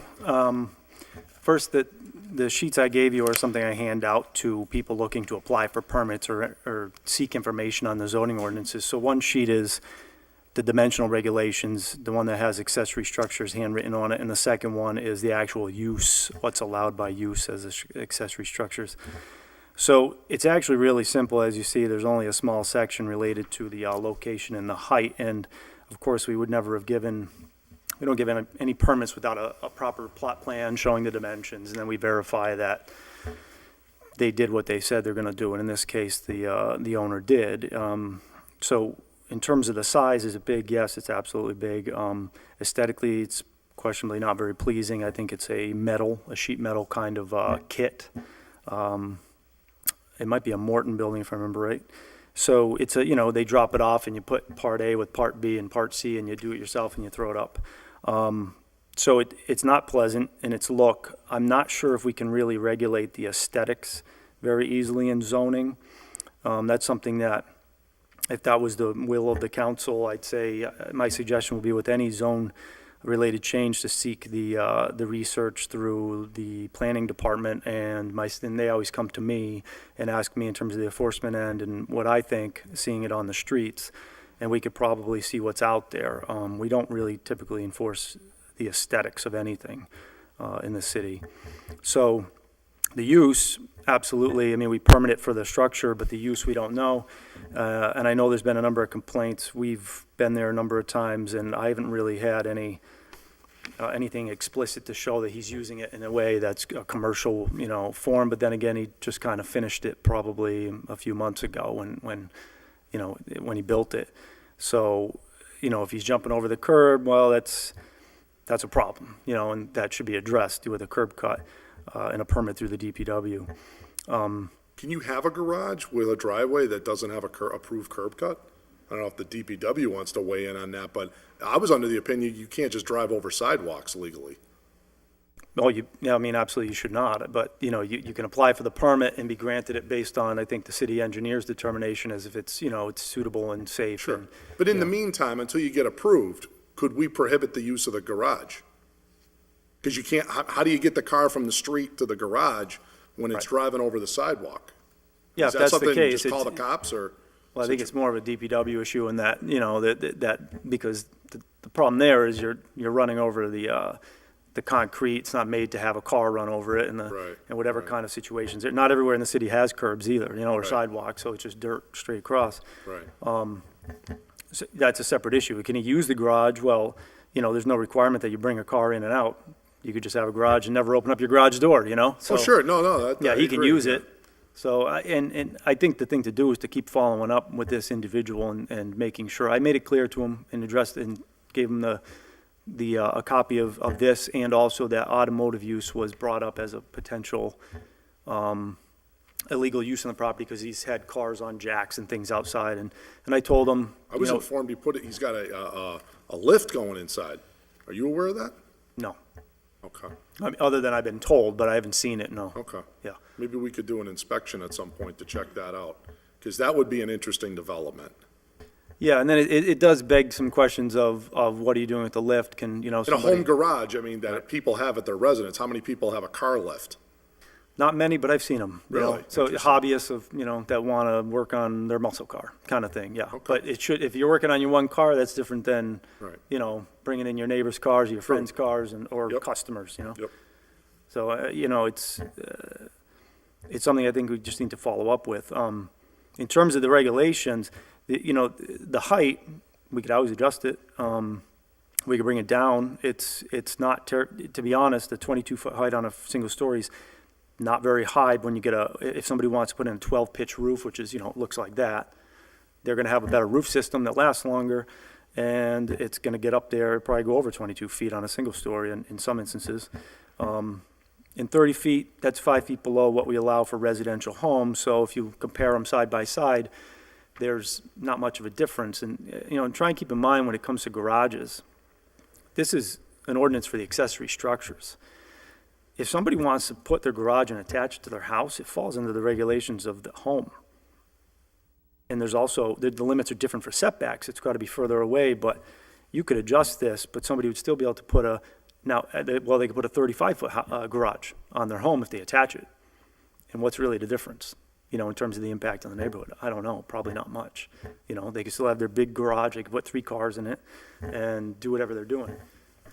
But they wouldn't be able to put it so close to the other homes. The setback requirements differ by zone for when it's attached, Because, but this guy's when you right- detach it, Right. it's just this right here. Now, this gentleman's garage is, if that's at 10 feet, Mm-hmm. did you actually go out and measure that to the guy's back fence? No, one issue is, and this is not probably ever going to change, is we don't measure because most land in the city is not surveyed, and it's not a requirement to have surveyed land to have a home. Most of the homes, as you know, are over 100 years old. They Right. went by 10 feet from the, big oak tree and 2 feet from the rock over there. That's your survey, and they build their home, and they want to build a garage. It's more of a, they have to sign it. They have to, date it, sign it, and say, yep, to the best of my knowledge, this is true and correct.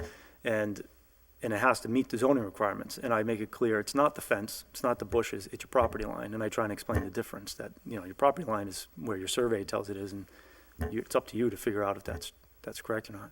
So if a neighbor wanted to contest that this is too close to their property, that's basically on the neighbor to then say, here's my property, there's the back of the garage. Because, I happen to go over, and by the way, I'll say for the record, the guy that owns this house and owns this garage, a really nice guy.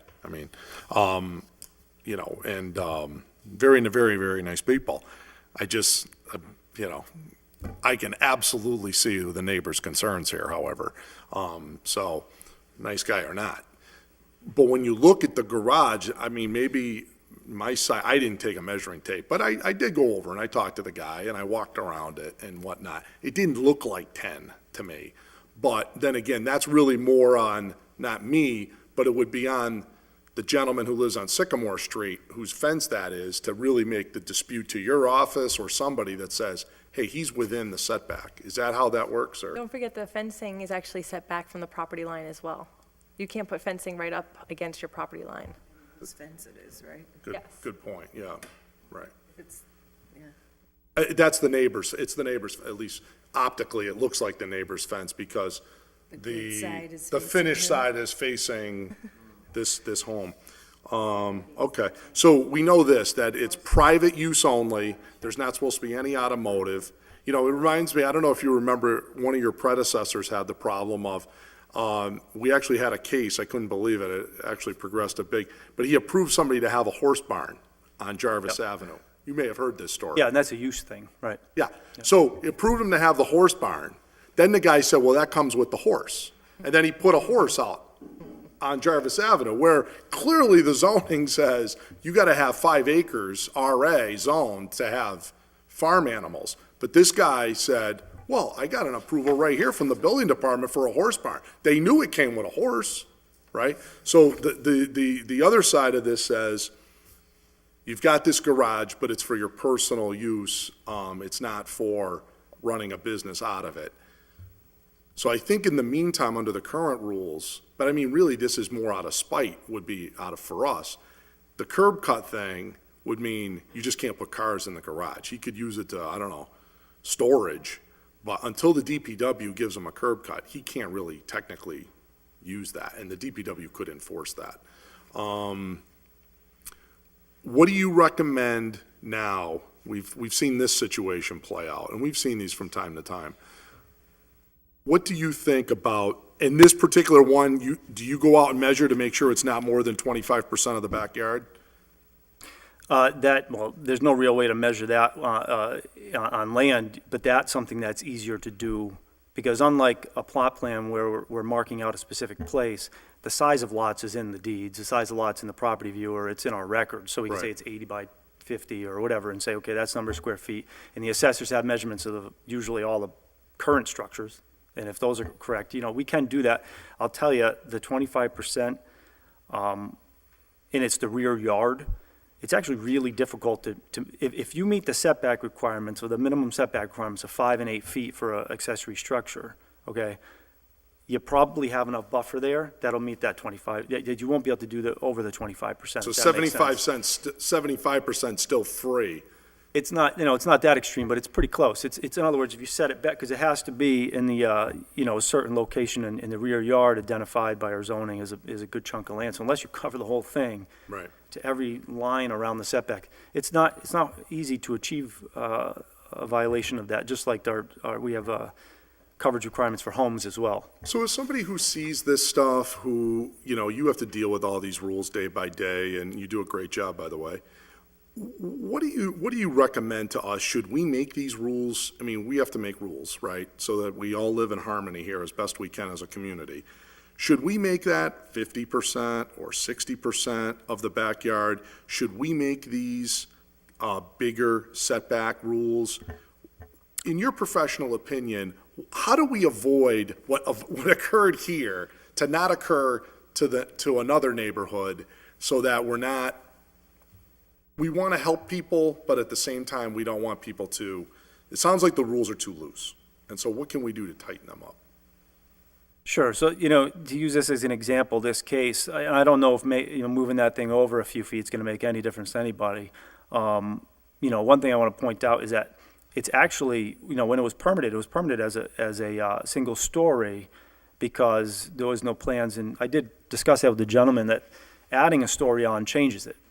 But he's got it set, it doesn't have enough height to defined as a second story. In other words, if it's a storage area, you can't stand there. If you look at the height of the building, it's under 22 feet. So it's not really a second story, but at the same time, that single story allows you to be 5 feet from the lot line. It's not a requirement of 10. Is that building over 22 feet tall?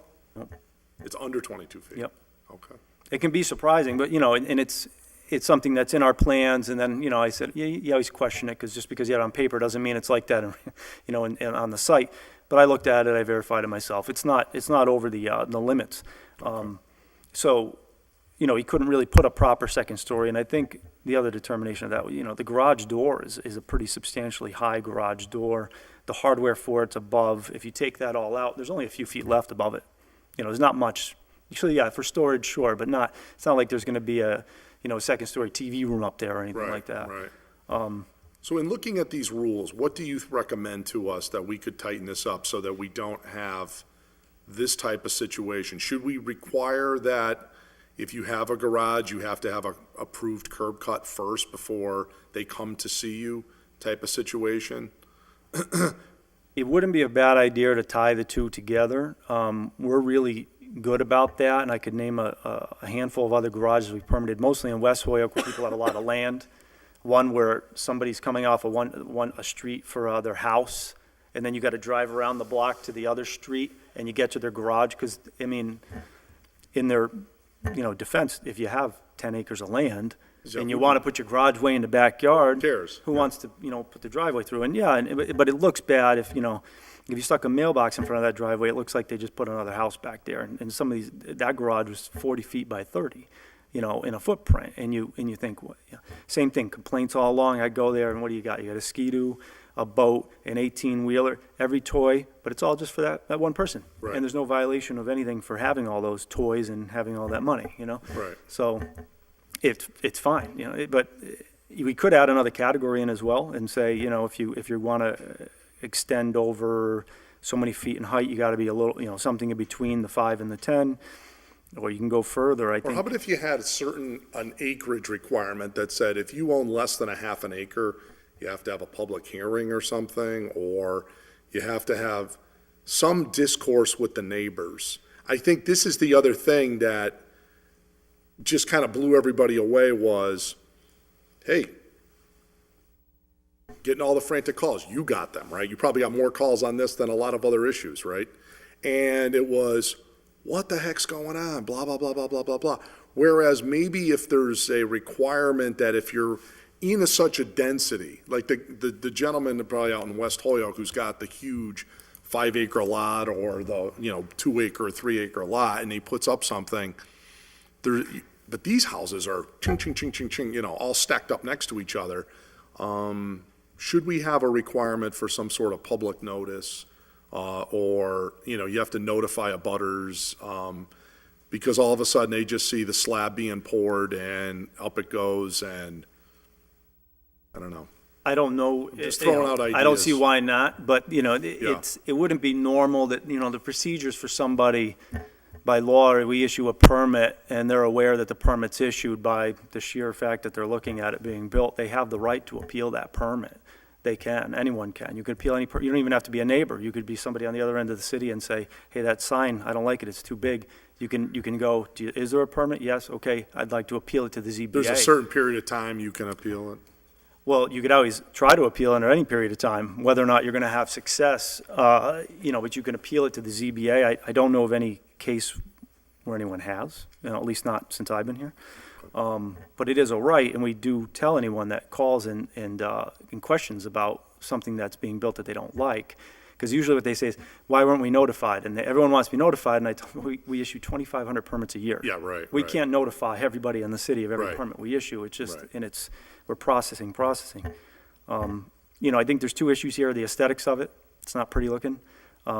Maybe, and I go back to what I first said, talk to the principal planner, planning department, see if there's other communities that actually have the ability legally to do that. We have something like in our fence ordinance that the fencing must be made of materials, something like in harmony with the rest of the neighborhood.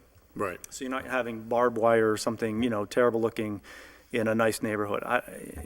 It's maybe something like that says, whatever. And then maybe it's in relation to the size of the house. I mean, my personal opinion is most of these Victorian homes, they got a carriage house. The carriage house is bigger than most of the capes out there, or ranches. Right. But the Victorian's also 4,000, 5,000 square feet, so it looks good. Right. But when you have, in this case, the house is small, the garage might be even bigger than the house itself from the looks of it. And is that what the city wants? I don't know, but maybe there's a way to look at it in comparison to the house. We're trying to find this balance, that's the key. Counselor Lisi? Thank you. It seems like if you want to reduce the size of the structure, then you want to go into this item number 1, not more than 25% of the rear yard occupied by such a structure. So if you reduce that to 20 or 17%, then you can't build out as far, and even if you pitch the roof on top of, a smaller structure, you're not going to get the same height. 22, you may not have to touch the 22 feet in height if you're building a smaller structure, because the pitch just won't go that high. You do want them to be able to fit their car in the garage, though, right? Yeah, I think that's a dangerous one, because 25% is different for every lot. So 25%, most of the permitting, most of the things we see is actually down in these older homes, whether it be the Highlands or Oakdale or something, where the garages existing touch each other. Literally the gutters touch each other, and they have like a 2-foot strip in between that they argue about. But, it's not, it wouldn't allow people in a lot of cases to have a garage, at all. And 25% of rear yard is other structures, also includes, in some cases, swimming pools, if they have them, and, a shed, a small tool shed. And then if they want to put up a garage, they have to fight between, do I want to remove my shed and my pool to put up a garage? Or it's a tough one. Should we make it maybe 10 or 15%, but if it goes over that you need permission of neighbors? I mean, or permit, or maybe that's when public notice kicks in. I would just say, I'm sorry. Counselor Lisi, go ahead. I kind of have a hard time thinking that you can restrict people's uses of their private property. I mean, to say all of a sudden, once we go over this 10% threshold, that you have to have a public hearing and get the express approval of your neighbors seems like an area that I don't think that we should be going into. It just seems, there should be some really clear set of standards. They should be straightforward for everyone, and they should be evenly applied, as opposed to, one guy that has, essentially you could have 2 identical properties, same exact, structures on them. One guy has a really good relationship with his neighbors, the other guy doesn't have a very good relationship with his neighbors. They would have a public hearing in which the public came out and said, we don't want that for the guy with the bad relationship, but the same structure and the same constraints would be allowed for the other guy, and that doesn't seem fair at the end of the day. Well, it's a valid concern. I will say, though, that's what we do here all the time on special permits, right? X on Sargent Street use may that exact same thing over on Lincoln Street might be approved by the same city council, because Lincoln Street's better and Sargent Street's not okay, for whatever. They have their own particular circumstances. What I'm pointing out is the fact that what you do on your property, and when you're my neighbor, that does affect me, okay? Because that affects my property values. The people that abut this new garage would argue that is so aesthetically displeasing that has lowered their property values by living next door to, you have all these cute little capes, and then all of a sudden, neighbor who owns this one on the corner says, I'm going to plop this garage that's the size of the house in the backyard. And they're saying, whoa, hold on a minute. We have to look back at, look at that every day. And people that would want to buy my home next door are not going to want to live next to that it's very displeasing.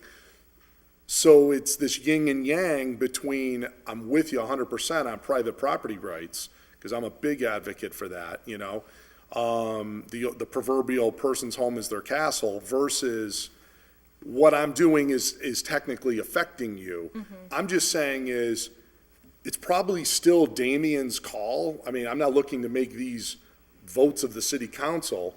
He still makes the call, but maybe if it's over a certain threshold, you at least have a venue for neighbors to could be heard on that circumstance, whereas it's strictly no hearing involved. I mean, you may say, hey, you know what? These people, it's two people come down, it's obvious they have an axe to grind, or they're blowing this out of proportion. I'm still giving this. And if you don't like it, appeal it from there. But I'm just trying to find some middle ground here. I don't know if there's other solutions.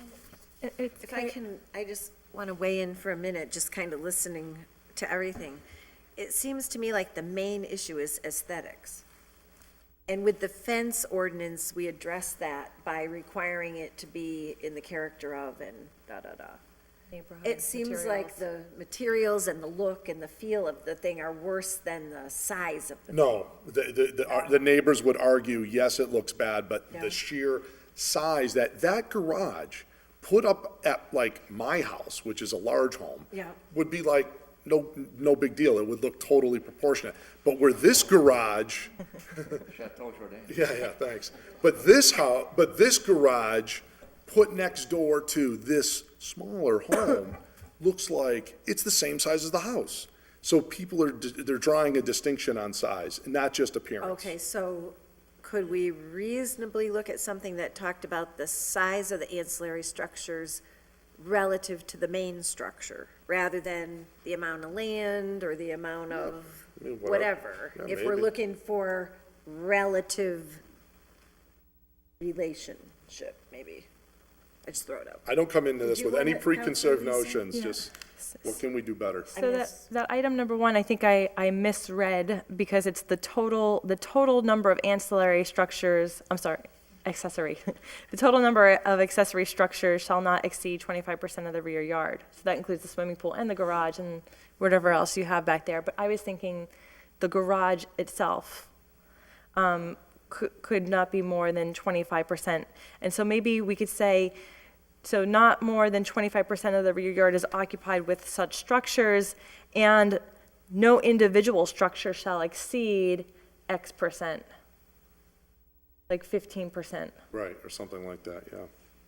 So if you want to have, a garage and a pool, you figure out which one is going to be bigger. Right, what the right. priority is. Right. I don't know. And again, this is just me looking at the ordinance in terms of language as opposed to what that translates to in terms of the applied, how that would apply to an actual physical structure. Do you have a reaction to that? Well, I'd be happy to look into it. Like I said, I think the right thing to do is take a look, see what's out there.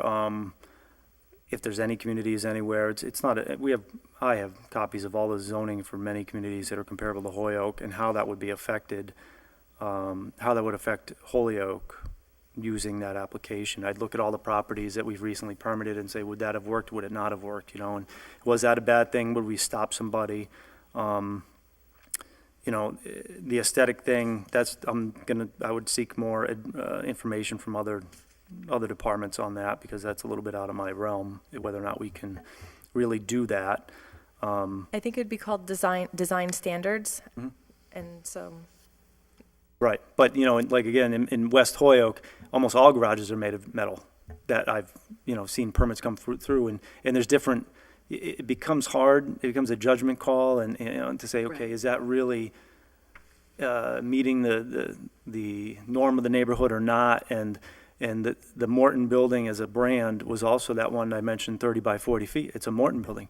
It's a little bit nicer of a Morton building. It has some windows that have dormers, but it's still a metal building. And, one person might say that's just horrid because it's metal, but the next person says that's really nice looking. And, some people prefer it over the vinyl sided. So it's who can say? So if I'm hearing the will of the committee, it sounds like we would appreciate it if you could look into language that might speak to percentage of the land or relative size compared to the primary structure, and any other language that might apply. But to your point about metal, I mean, I'm seeing metal roofs everywhere, and they're very popular and durable, and, so I don't think we want to get too Right. specific, but anyway, does that capture? Yeah, just, your So- thoughts, give this some thought. I mean, you do this day in and day out. You know this stuff way better than we do. If we've got a gap in the ordinances that we should tighten up, I want you to just give some thought to it and make a recommendation if we could make this more reasonable or stronger. If at the end of the day, you know, it's minor tweaks, then maybe that's all we can do. But at least we've given this an opportunity to be heard and also be sensitive to to the neighbors that we at least looked into their concerns that live in that area. That's all I'm seeking to I mean, it's achieve not a here. problem. We Yeah. can get to work on it. And some of this work's already been done in the past, just as it gets busy, it's Right. put on the back burner and then brought back again. Okay, so I'll entertain a motion to table to get So information moved. back from our commissioner. Yep. Second? Second. All in favor? Aye. Thank you. That was the only one you had? Okay. Was there, Bill. are there more? I wasn't asked to, but I have It looks like 8 is related to you on the Yes. B&Bs. So that's. Okay, make a motion to take up item number 8 off the table. All in favor? Aye. Item 8, filed by Counselor Bartley, ordered that the city council review the city's laws relative to the licensing of B&Bs. Specifically, the city council ensure that approval from the building commissioner and Holyoke Fire Department are necessary prerequisites. Oh, could I suspend the rules and take up 9 also with 8 at the same time, since this is also on Well, no, B&Bs? I think this is, that's Airbnbs, and Danny wants that table anyhow. He Oh, asked- does he? He Okay. asked Let's me to not take it table up. that because he couldn't be here. Okay, withdraw a So motion. hold off on that. Yep, so held off. So item 8 is before us. All right. Well, then I could give you this or not. It's up to you. This is about 9. No, hold off These on that. papers, yeah. Oh, Yeah, why don't good. you I mean, they're all Why don't sort you of just hold off related, on but- 9 Okay. for a second? Yeah, he asked us to table that. Yeah, we're just at 8. Okay, So, Counselor Bartley? thank you. I just tried to make this as simple as humanly possible. So when we were going through this process in the committee that I chair, back in the spring, there was a lot of back and forth, and I think the applicant got pretty frustrated, particularly at me, but that's okay, because our job was to ensure it was done right. And so I just wanted to clarify something going forward. If bed and breakfasts are going to come again to Holyoke, it was expressed to me by Damien that, let me find the exact wording. The requirement, this is an email that he wrote to all the committee, the requirement for an inspection by our department in terms of issuance of for a special permit is only required for a renewal of a special permit. In other words, there is actually no inspection required by the ordinance prior to the issuance of a special permit for a B&B. And inspection will be a compliance with building codes and compliance with fire codes. And so that raised an enormous red flag to me. So we've got people staying at a bed and breakfast, 4, 10, 8, 10, how many people there, and there is no requirement prior to the special permit that they get. Now, Damien went on to clarify that there are other parts of the building codes that say you have to get a fire inspection or a building inspection, but it doesn't say that specifically in the bed and breakfast application. And so we've got this applicant who, just wants to open up a business. He's given a permit by the city and a permit application, and it says, pay your fee, get your letter from the tax collector, get your letter from the treasurer, and, apply to city council and wait 20 days. It's like, he comes in here, comes up to the rail, well, I did all this, give me my permit, give me it now. And we're, geez, you're going to have people staying there, Mr. Applicant, and have you got a fire inspector permit? No, I don't have it. It's not in here. Well, true enough, it's not in there. I mean, so I guess what I want to do is I want to, by reference, and that's why I think this is as simple as possible. So you understand. I hope I express myself clearly. Okay. Either by reference, but I want it in section, let me just get this section, Madam Chair, just bear with me for half a minute. No problem. Madam Chair, the section of is 7.2.7 of the code ordinances. I want it specifically said in there, and Madam Solicitor, in 7.2.7, that any applicant, and I want it on the application, as a prerequisite to opening up a B&B has to have whatever permits or whatever verification, inspection certificates from either the building commissioner or the fire commissioner as prerequisites prior to them coming to city council for, just like Kevin has, make sure they pay their taxes and all the other fees. Well, when they come for a B&B special permit, that they have all these things set up beforehand. They've got all their inspections done beforehand. That's in an artful way of saying it, but that's basically what I want to have.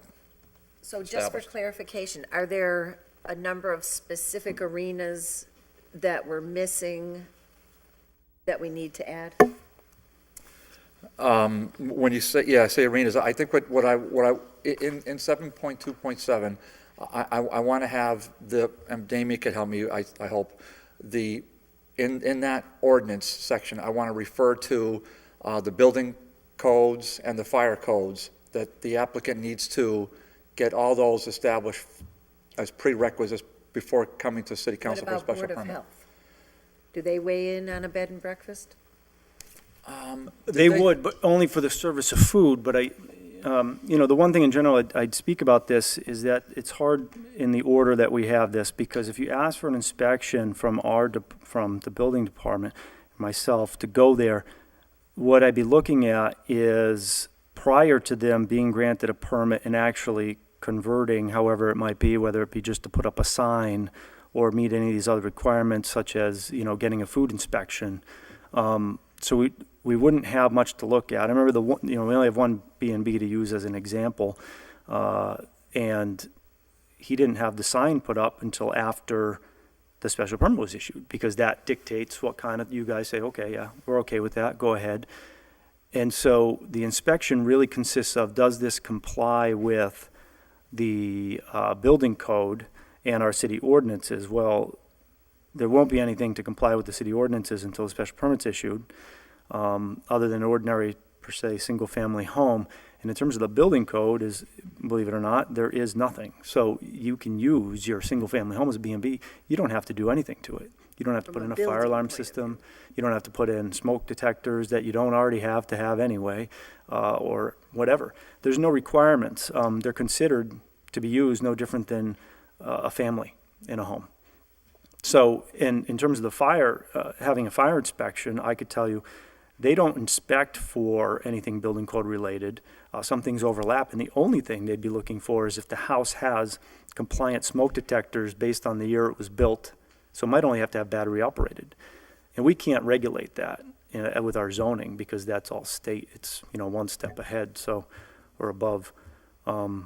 So I'd be happy to do the inspection, and I think it would be an inspection for, does this comply as a single-family home?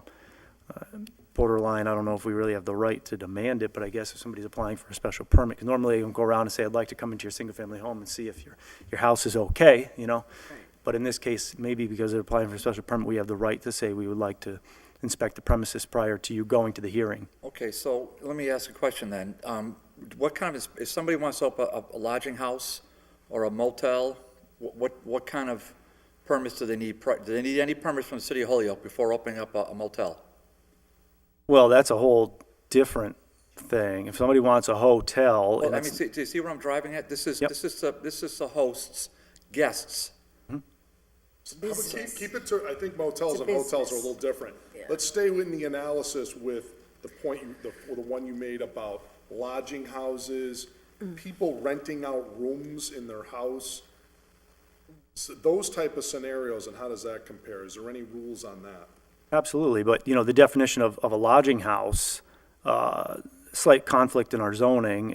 But the licensing through the state and the building code will dictate it as 4 or more unrelated persons, which is a complete nightmare in of itself to identify. But let's just say, for the sake of it, it's beyond what's allowed in a bed and breakfast, which limits it to less than that. So, and that's on, you know, you could technically have 5 or 6 people. If you have a family of 4 and you're all related, you could put in an additional 4 if you have an 8-bedroom home per se, or 3, I should say. Once you get to the 4th, now you're a lodging house.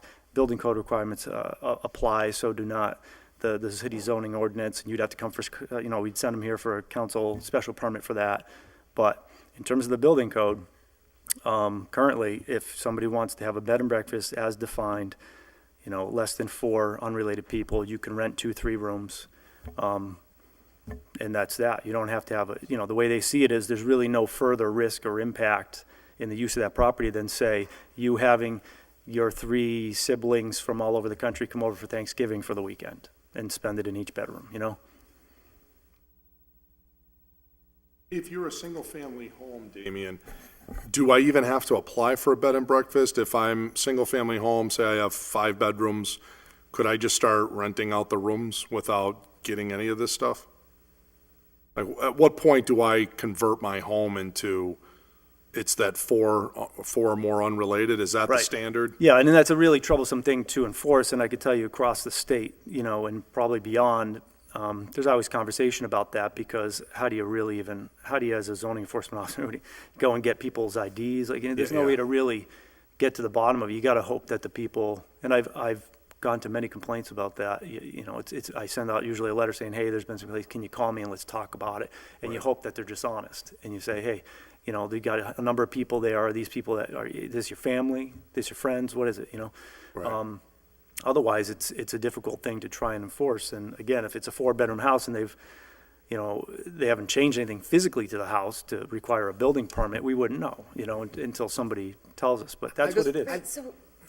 I just have to believe that there's a public safety element here that we're not grasping.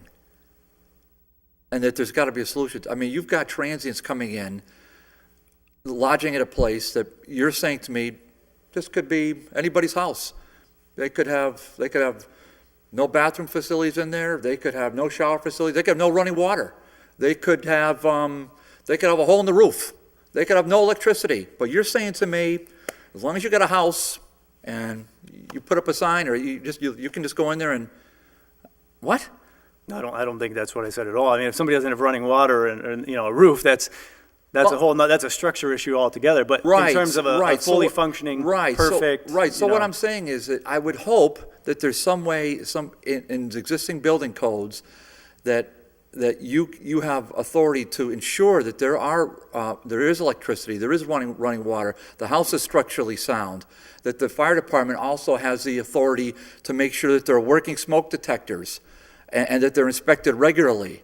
That's my point in saying this, that as a prerequisite, that you go in and make sure that the foundation, you look at the foundation, you make sure there's running water, make sure there's toilet facilities, make sure there's electricity. You're saying to me, we can't refer back to codes that exist to that effect right now?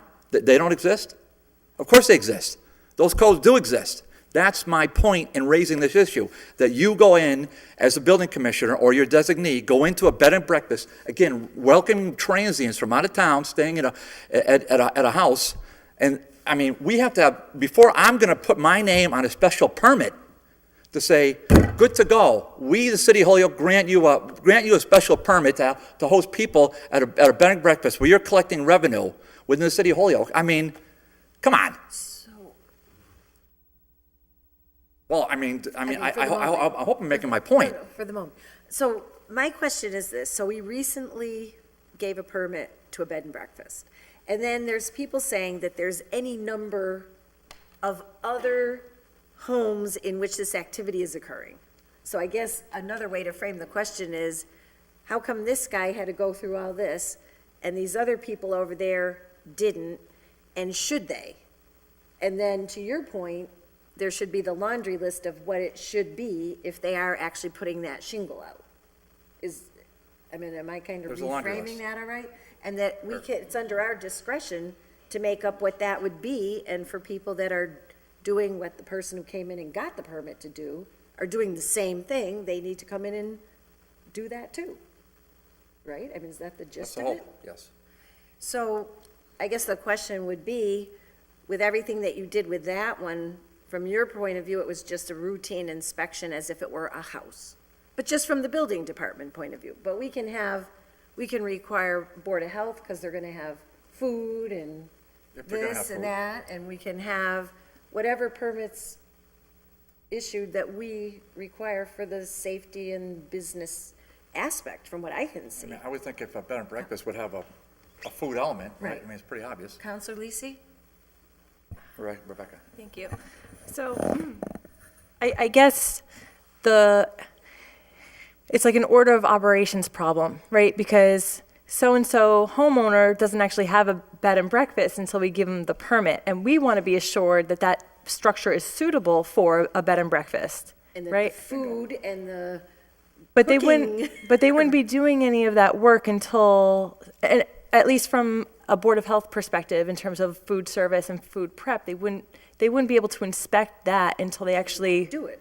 until they were doing it.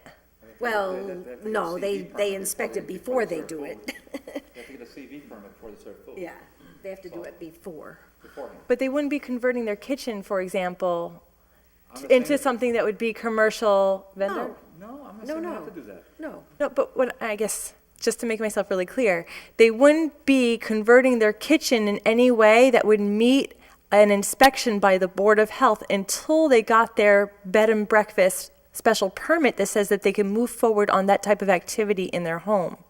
So if we denied Jay's bed and breakfast the bed and breakfast special permit, he wouldn't be converting his kitchen and getting all those permits. So, but what I think we've done in the Hear what you're past. saying, is you make it a condition. Yes, that's exactly where I was going to go. The condition is within X many days of passage, Right. you need to come into compliance with these inspections. Right. I think that's the way to write the ordinance, that you have, some sort of statute of limitations on getting these inspections done. Like what we do for taxi cab licenses. Yeah. Yes. Right. You have to have the vehicles inspected by such and such a day. Yep. blah, blah, But until it's gonna be a taxi, it doesn't have to meet being a taxi. There's something in writing that says they have to have it.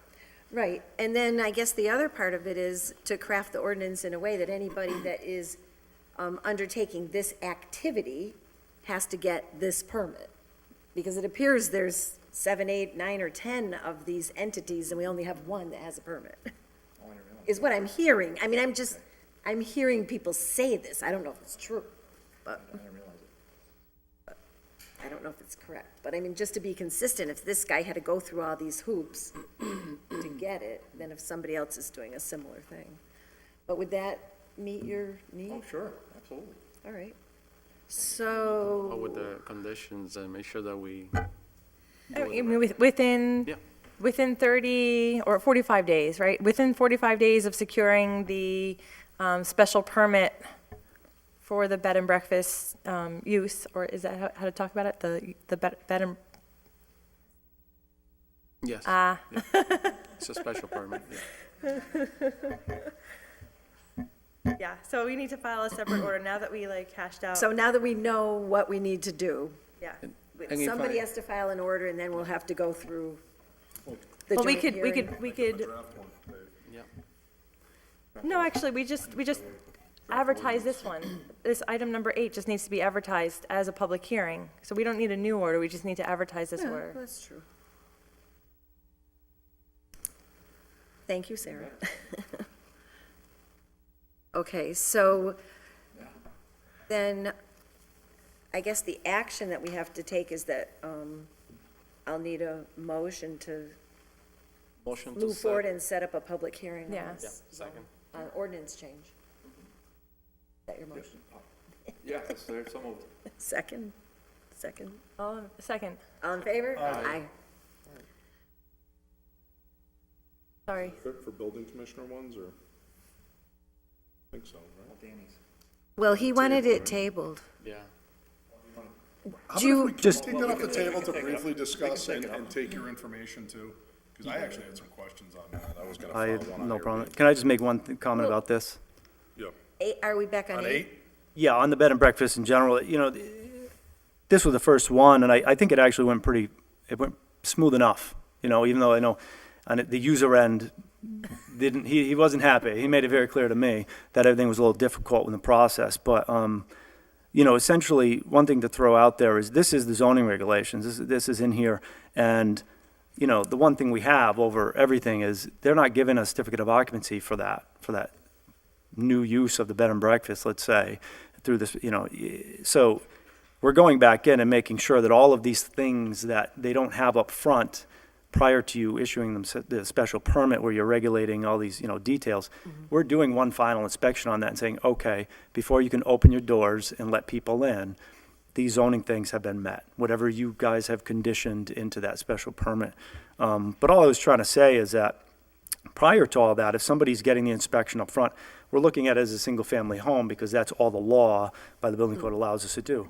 And there's plenty of safety mechanisms in there. And, a lot of homes, I always say every home we can easily find violations in every single home in the city. There's always something. But, in terms of the Board of Health inspections, those were all taken care of. He worked with them. He made them happen. But again, he didn't do it until he was ready. He knew he was getting a special permit because if you get denied, you don't want to invest the money. That's basically the point. May I make a motion to remove item number 9 from the table for a brief discussion? All in favor? Aye. Number 9 is filed by Councilor Bresnahan, that the City of Holyoke Ordinance Committee discuss creating regulations with respect to the air bed and breakfast located within the City of Holyoke.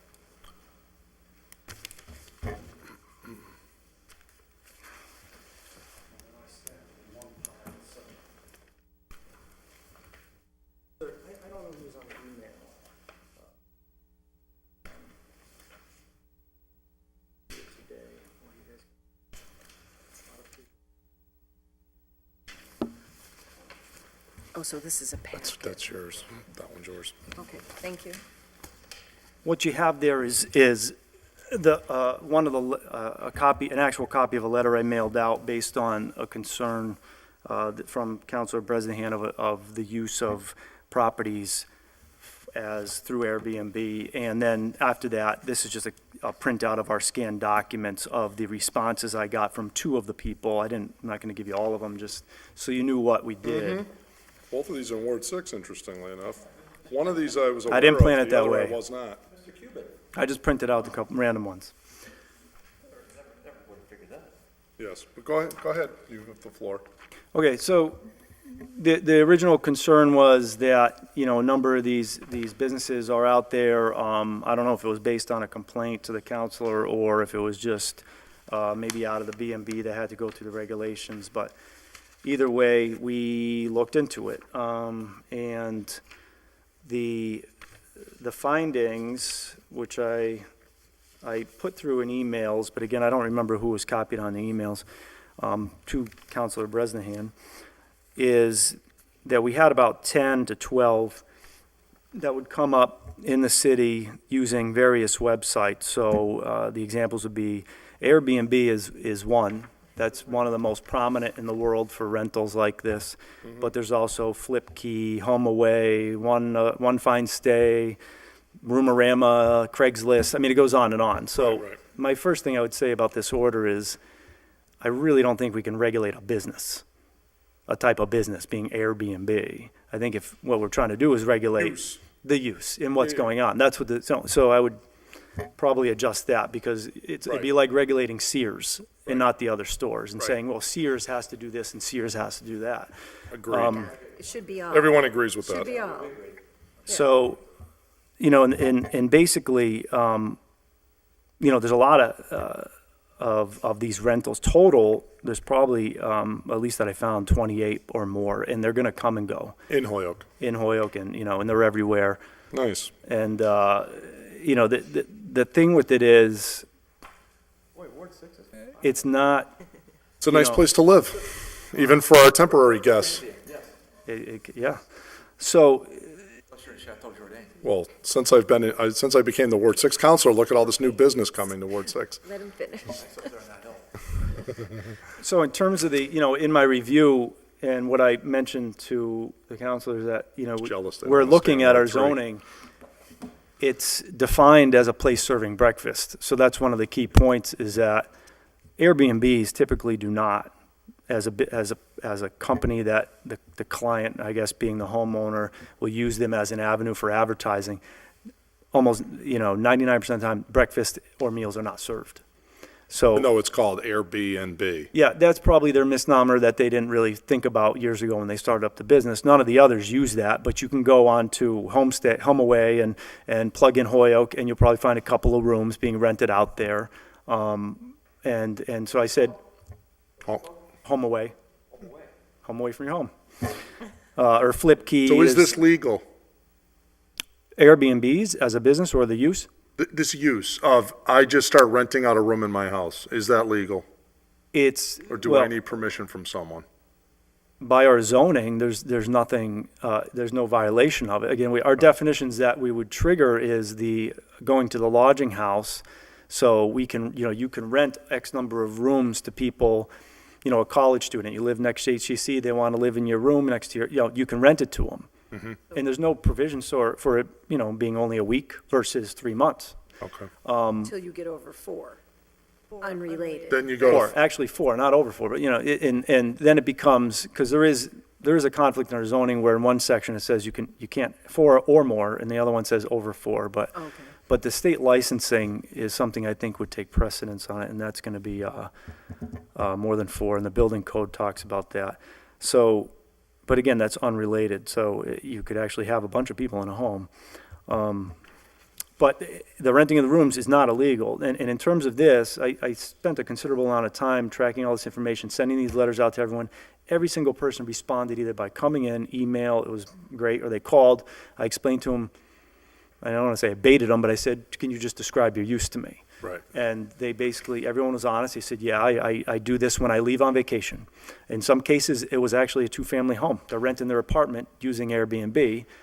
They never see the people. They rent it, they give them the keys. They have a whole apartment, and and that's no different than anyone that has a 2-family, except for maybe it's a shorter period of time. Right. But it's another business. You can get online, you can do it. 2 people one had snacks. And I told them, well, you can't do that because there's Board of Health regulations on that. And that's why we have an ordinance and everything else. And we want to make sure the people that you bring in have reasonable belief and understanding that they're going to have a safe environment to, exchange your services, which in that case would have been serving food. Yeah, and one I other, see here one says we no longer serve breakfast. So and that's why I once left this one in here. Once they Yep. understood what the reg This was the only one that actually just- served breakfast Oh, okay. of the ones that I found. I mean, not to say there's not others, but I encouraged in the email train, if there's anyone that you see online advertising, let me know, and I'll contact them. I'll stop by, I'll send them a letter and say, if you want to do that, I'll help you through the process of the B&B ordinance that we have. Otherwise, you have to stop. And all the rules are just strictly the same as a single-family home. There's no requirement for handicap rails. There's no rules if you're renting out rooms that are relative to having to have certain bathroom accommodations or private accommodations or access to a kitchen or any of those type of things. You can just rent out a room in a house without. Can I just rent you a room that says you got to go go out in the yard or go out in the woods across the street? Or do you have to have access to a kitchen? Do you have to have all these? I mean, I would assume there's a whole set of rules on that type of thing, right? There's rules, of course. So There's all are we kinds of enforcing laws, but those? whether or not, what you think might be something that we need to, that they're in violation of might not be. Accessibility laws don't apply. If you have a single-family home, and believe it or not, this comes right from the chair of the AAB, the 521 CMR is the code, and it'll tell you if you have a single-family home and you convert it to a business, and never touch it. You don't spend a dime to convert it, but you put your barber shop on the first floor, you don't have to do anything. Look at all of Northampton Street. There's a reason why not all of them have ramps to get into their businesses, and those are single-family homes open to the public. So it's Or open a museum on I'm not Lincoln saying Street. I'm not giving my opinion about these. I'm just telling you that's what How they about are. museums? Yeah. Do they have any rules? It's not, the public access laws are something that are specific, and yes. Counselor Bartley. So I think Council President wanted us to table this, and we're kind of going down a road here for one. But I just very, very quickly, and I don't know if the building commissioner can answer this, but is this commercial when you're renting out your First of all, just your comment about leaving the keys for somebody, I just don't think that's not like a two-family home, where somebody just leaves the keys under the doormat, and every third weekend, somebody from New Jersey comes up, or from Pennsylvania, and I just don't think, I don't think that's the best. I think there's got to be a better way to tighten up that rule. That's one comment. But my other comment is this considered a commercial use? Well, you're going to have a multitude of things there. You're going to have building code? No, it's not, okay? If you have zoning, probably not either. In our zoning, there's not, if not now, if you want to identify it that way, it could probably be changed. But it's not a commercial use I don't. But Jay's B&B would be a commercial use. Would that not be true? Not by the building code. It's not a commercial use. It's a single-family home. You have to comply with single-family home. There's also a lot of exemptions for, believe it or not, things licensed through the state, and even like a daycare. You're not required in a home daycare by law, Massachusetts law or building code, to change your whole home around to have 2 or 3 kids. Right. There's a lot of things protected by state law that we can't trump by our local zoning because, we can't trump the building code. But daycare, for example, is commercial use. Not by the building code, it's not, yeah. But it's taxed at the commercial rate for our purposes. Not my purview, so. Okay. So, Those are some questions I'd have for later. all right, but in fairness to the maker of the order who asked that this be tabled, I would ask that we table it, and we've accepted the information that Commissioner Cody brought to us, and so we can take it up at the next meeting. Very helpful. Thank you. Thank you, by the way. Thank you. So we have a motion to table. Motion to table. Motion second. All in favor? Aye. Thank you. You're And is welcome. that all the items that think that was it Commissioner for the vote. Cody needed to weigh in on? Yeah, I think we need to go to the DPW superintendent. Yeah, I think that's it. Okay. Thank you. Take care. Thank you.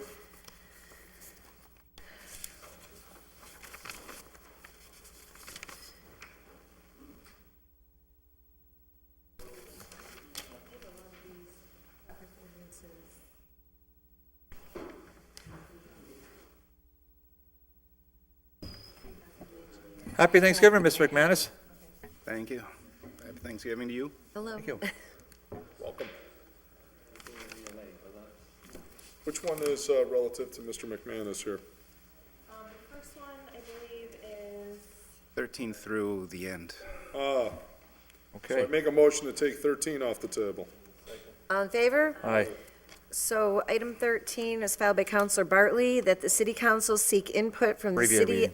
engineer to remove the no parking signs on Old East Hampton Road, and that a no parking anytime sign be posted on the west side of Old East Hampton Road.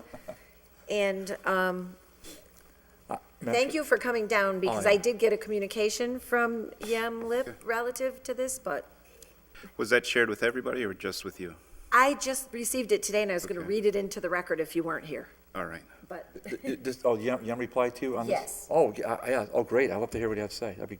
but great. I think we I have the probably- same thing. We have the same information, so since he's here, I was just Oh. going to let him. Yeah, Mike, go ahead, sure. Okay. Great. Since Mike was willing to come down. So pertaining to the above order, a site meeting was held with Counselor Bartley, Charlie, and the abutters on Thursday, October 6th, 2016 at 8:30 a.m. It was decided that the signed ordinance on Old East Hampton Road could remain as is with additional wording of this side added below the existing no parking signs on the west side of Old East Hampton Road. So, thanks, and that's exactly that's what happened. We get up early in the morning, Counselor. So we get up early in the morning to help Ward 7, let me tell you that. Was Todd there? This is, I tell you, he was probably there before me, knowing him, that guy. He's Probably already ran around the reservoir once by. crack of dawn. Counselor McGee he's usually way ahead of all of us. But in this case, it was great. We had a nice little ad hoc meeting, and I think we came, because that neighbor came down here, and we got into it, unfortunately, but that was water under the bridge, and so I think we're all good to go. So, Mike, as soon as those signs are, Change the ordinance, though? come again? You need to Should we change change the the ordinance. ordinance language? The ordinance language currently is for no parking. And we should change the language to no parking, This side only. I don't think we're changing the ordinance. just We're the just language. changing You're the sign. amending the language of the sign. Right, but I think the problem was people understood that the signs meant both sides, but that isn't what it was. You're spot on, Counselor. That's So not, we don't need an ordinance Oh, change. so the law already is one side. Correct, yeah, we just need to change the language on the sign. correct. We never try to be one-sided, but in this case, we want to be. It was a misinterpretation. Yes. So I think we can just adopt this recommendation. If someone's willing to make the order. So moved. All in favor? Aye. Well, I don't know about that, but And we'll have I'm usually slow on the guys make the Counselor. signs and post them next week. Thank you. Appreciate that. A happy ending. Okay, and then was there? Make a motion to take item 14 off Second. the table. All in favor? Aye. Item 14, filed by Counselor Leahy, that Chapter 86 of the Code of Ordinances be amended as necessary in order to prohibit the operation of commercial vehicles on Dartmouth Street. Okay. So Yum provided a response for this one as well. The response is pertaining to the order above. Please see the attached section 10A-9 of MUTCD for heavy commercial vehicle exclusion. And he provided that reference. The truck exclusion signs and enforcement on Dartmouth Street will need approval from Mass DOT prior to adoption of local ordinance. Should the committee recommend the study, DPW will move forward and begin compiling data and performing an engineering study. So the pertinent information in section 10A-9 for heavy commercial vehicle exclusions is an engineering study needs to be done on the road to see if the exclusion is warranted. And there's 3 conditions that would meet the warrant. The first one is the volume of heavy commercial vehicles is greater than 5% of the total vehicles on the road. The second is that the condition of the pavement indicates that further repeated heavy wheel loads will result in severe deterioration of the roadway. And the third one is that notwithstanding the first 2, in certain instances where land use is primarily residential in nature, and the municipality has requested exclusion only during hours of darkness, a special nighttime exclusion may be granted. Oh, that's like Homestead Ave. Right. It seems like you could meet C. I don't think you could meet condition 1. I would be shocked I would if too. 1 out of every 20 vehicles coming down that street is a heavy commercial vehicle. Right. I can't possibly believe that to be true. So, therefore, what we're looking at is a nighttime exclusion then only. Would be condition 3. 'cause Correct. That's you're correct. able to do that one notwithstanding not meeting conditions 1 and 2. Correct. So, So if, do we need a traffic study still and all the other hoops if we do just a nighttime exclusion? But we would need DOT permission. Can we just do a letter to DOT that requests that they allow us to do a nighttime exclusion? I did read something about that. How much studying do we really need the engineer to do on the street? I think we could move forward An with just the abbreviated nighttime study, exclusion. yeah. He doesn't need to study the depth of the concrete and the depth of the pavement. Right. I'll make a motion, we just send a letter to Mass DOT relative to what the council president just said. Yeah, requesting a nighttime exclusion for whatever maximum hours they would allow that. Okay. so we have a motion, is there a second? Second. All in favor? Aye. Now, That's good to know, because I may request nighttime exclusions on other streets, too. There's certain ones, like West Franklin and Sargent and some of those, that certain sections of that, I might want to consider for that in the future, what but about the order itself? we'll consider those on Do another you want day. to move that out to the full city council, or? Yeah, I think so, right? We have to, that's our committee recommendation. Or order, Sure. so order The, applied with? Yeah, that we're requesting, the Nighttime exclusion? request be forward to DOT. Mass DOT, for Right. the nighttime well, maybe we exclusion. should table it then and ask for DOT permission. We're asking Yeah. the superintendent to then send a letter to Mass DOT. If they grant the permission, then we should, Then do we otherwise, need we to don't still know. approve a nighttime exclusion, or would that be strictly under state law? Okay, so we would still. So we're doing the So request we shouldn't first. vote it out of committee yet. We should table it. Okay. Okay, thank you. Second. All in favor? All right, Thank you. Motion to remove item number 15 from the table. second? All in favor? All right, Item 15, filed by Counselor Bartley. The city council consider an on-street parking ban for the winter months for certain streets that, due to accumulated snowfall, become too narrow and impede or prevent emergency vehicles from passing through. so this was a, I think we all, the same constituent contacted all of us, I just happened to write the order. So it's, Mike, this is, Brookline Avenue among others. yeah, the constituents concerned that sometimes with heavy snowfall, when that occurs, that they're really, and streets are so narrow anyhow, and it's parking on both sides, and now you've got the accumulated snowfall.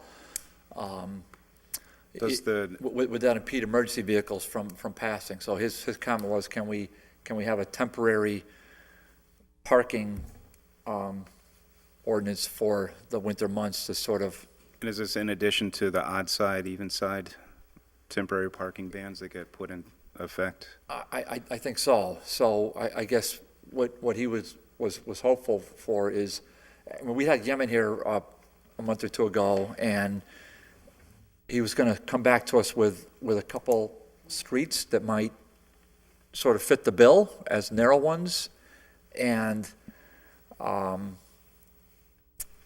maybe come back with a recommendation to see if, perhaps we could have it on, even on a, I mean, not a citywide ban, but maybe on a test kind of a basis for this year. I don't know if that makes, if the committee would want to even entertain that, but.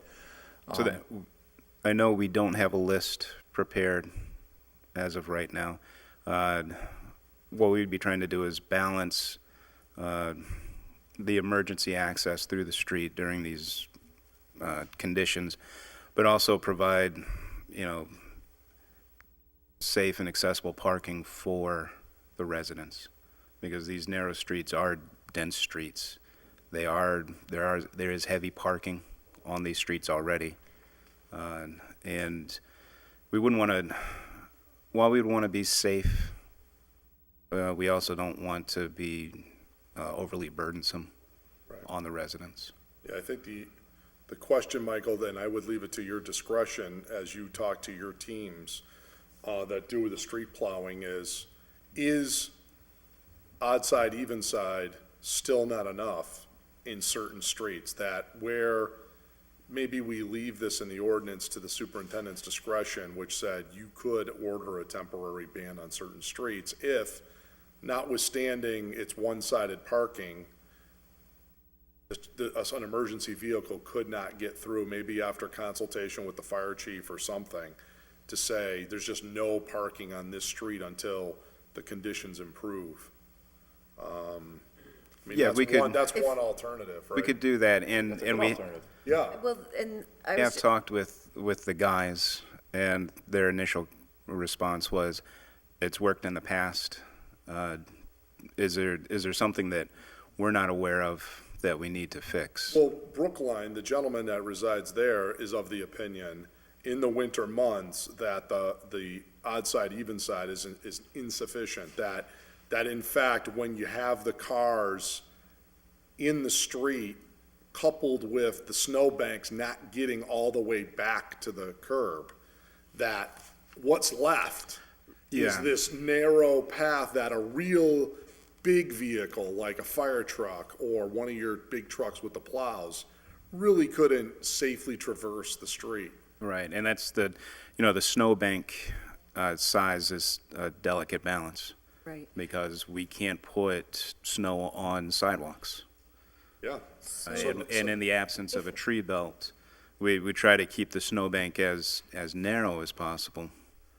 And I know in years past, they have come through to remove snowbanks when they get Yeah, you guys have too that nice large. machine that does that, just. and just by way of information, which you may already know about, I'm sure the guys do, on Tokaniki and Farnham, when they get big like that, they just put those temporary stakes in and just say, no parking. Tokaniki was one of the roads that we were talking about Yeah. because of the lack of parking. Right, but currently every once in available. a while, it's gotten so you'd see them there, so. Counselor Lisi? Thank you. I think that in the past, there's been some resistance to actually towing vehicles that are on the wrong side of the street. And I think that there's been a pushback from the police department at times where, people are complaining that their vehicle's getting towed because it's on the wrong side of the road. And so they also had started some sort of protocol where they were blaring sirens in neighborhoods and stuff like that. And I just feel like if the law is the law and the ordinance says it's alternate side of the street parking and you can't be on that particular side of the street and your vehicle's there, like, I don't think we need to, do the dog and pony show about the towing. It's just, I think you guys got to have your tow trucks on hand as well to get those illegally parked vehicles out of the way. Because that's really, I think that's when we get into these like maze-like constellations of snowbanks that are preventing the emergency vehicle passage, as well as creating the, inability in, future days to park your car safely on the street. Right. Do you think you could have a conversation with the chief to make sure that you guys are on the same page about whatever protocol you're going to use? Absolutely. Great. The one other thing, I kind of bring it up every time we talk about alternate side of the street parking. When I was growing up, it was, if the snow was happening on an odd day, then like it was, you couldn't park on the odd side or when the snow emergency was called. So I think that there was less thinking, it was more intuitive. Like if it was an odd day and the snow emergency was called on the odd day, then it was the odd side of the street that you couldn't park on. And the reverse would happen for the even side of the day.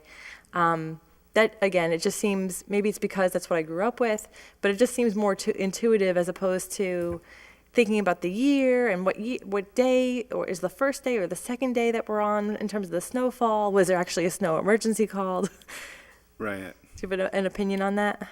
I usually wait for my neighbors. So you'll all be wrong together if you're wrong. But the city does the calls, right? We're doing the reverse 911, Reverse yeah. 911 for that. We do odd year, even year. I think that's the way it's in the ordinance now. So it's almost like your day, but just the year. Less variable, I guess, but the snow season traverses the year. Well, if it's an odd year, you start on the odd side, and if it's an even. I guess you figure it out eventually. We're smart people here in Holyoke. We're an industrious group. Yeah, Patty Devine, that was her baby. So, yeah. Counselor Bartley, what's your pleasure on this? Oh, that's the committee's pleasure. I'd like to give them the temporary authority. What do you think, Dave? To the superintendent, we stay with the regular system unless maybe we put a clause in the ordinance that says, maybe the DPW superintendent in consultation with the fire chief, if they order a temporary, they can do a temporary complete ban on a certain section, and we just leave it to your discretion. Right. You're the person that has to deal with all this. You're gonna get the phone calls. After you get the phone calls. Which means I call you. But yeah, we can have a conversation with the fire chief. Your cell phone, by the way, I gotta get that, because I'm used to texting Bill. Okay, Such and such a street. So does that sound workable to you? it does, yes. Okay. Is that a motion? Yeah, motion is to create a clause in the ordinance that, on reverse parking and all of the such, that if a street is determined to be safely impassable, that the DPW, for emergency vehicles, that the DPW superintendent is empowered to order a temporary ban of that section. And Enforced by HPD, I guess, right? Yeah, well, and if he orders a temporary ban, then it would be like any other illegal no parking situation that would be subject to. And it is up to the police to tow. Yeah. DPW can't tow. so we have a motion, Yeah, I'll second the motion. seconded. All in favor? Aye. Aye. And so I do believe we have to refer this to Sarah for Yeah. legal The form? legal form, so we can vote. So we'll look at it Do you before we want to actually look pass at, it. do you want it to come back Yeah, to why don't you committee? come back at the next meeting once you So we'll draft it. table it for legal form? Yeah. Second. Second. All in favor? Aye. Thank you. Make a motion to remove item 16 from the table. All in favor? Aye. Item 16, filed by me, Counselor Vacan, place speed limit signs on Clayton Road and other side streets off of Homestead that are being used to cut through from Homestead to Route 202 so that police can enforce. There's been an increase in safety concerns in the neighborhood with drivers cutting through at high speeds during rush hours. Okay, so, DPW response pertaining to the above order. Please see the attached frequently asked questions regarding section 17 and 18 of chapter 90. Those two sections pertain to speed limit enforcement regarding establishment of posted speed limits and the statutory speed limits on all other streets and highways. So in chapter 90, in these two sections, they establish what are considered statutory speed limits. These are speed limits that require drivers to operate motor vehicles at a rate of speed that is no greater than reasonable and proper with regard to the use of the road and safety to the public. So these are the speed limits that you just intuitively know. I shouldn't go faster than 20 miles per hour in a school zone, 30 miles per hour in thickly settled or business districts, and then 40 miles per hour on an undivided way and 50 miles per hour on a divided way. They're called statutory speed limits. They are not enforceable with radar or other speed detection devices. A car would have to be followed for a certain length, which is, I think it's about 700 feet in the thickly settled zone or any of these zones before enforcement can be taken that someone's exceeding the speed limit. So the point is then that it would be pointless to put up signs in terms of Maybe. enforcement? Maybe. No, that's for unposted statutory. That's statutory. What you're saying is if you have posted, you could do that with radar then. If you have a posted speed sign, then you can enforce it with radar. Right. But in order to post a sign, there is a process that you have to go through. And that process involves determining what the safe speed limit is for that street. So the rules are set up to maintain safe flow of traffic. And, that's DOT's main concern is to keep cars and trucks moving, not necessarily with the concern as the use of the area. So in order to determine what the speed limit should be, a traffic study needs to be done. Oh, okay. And in that So traffic we can't study, assume it's 30 because it's Yes. residential. right, It could be 20 because of other, it could be 45. And so the speed limit is done over a certain amount of time. And what we do is we collect the speed of vehicles going across the road. And then the safe speed limit is considered the 85th percentile of those cars during the test period. So if you have 100 cars and 85 of those cars drive 35 or 30 miles per hour or lower, then the safe speed would be 30 miles per hour. But when you do the study, 85% of the cars drive at 45 miles per hour or lower, then that safe speed limit for the road is 45 miles per hour. And you would have to post a 45 mile per hour speed limit if you're trying to enforce the speed limit on that street. okay. So let me just give the context of the order. It was in response to constituents' requests because people are flying through the little side streets to avoid the lights.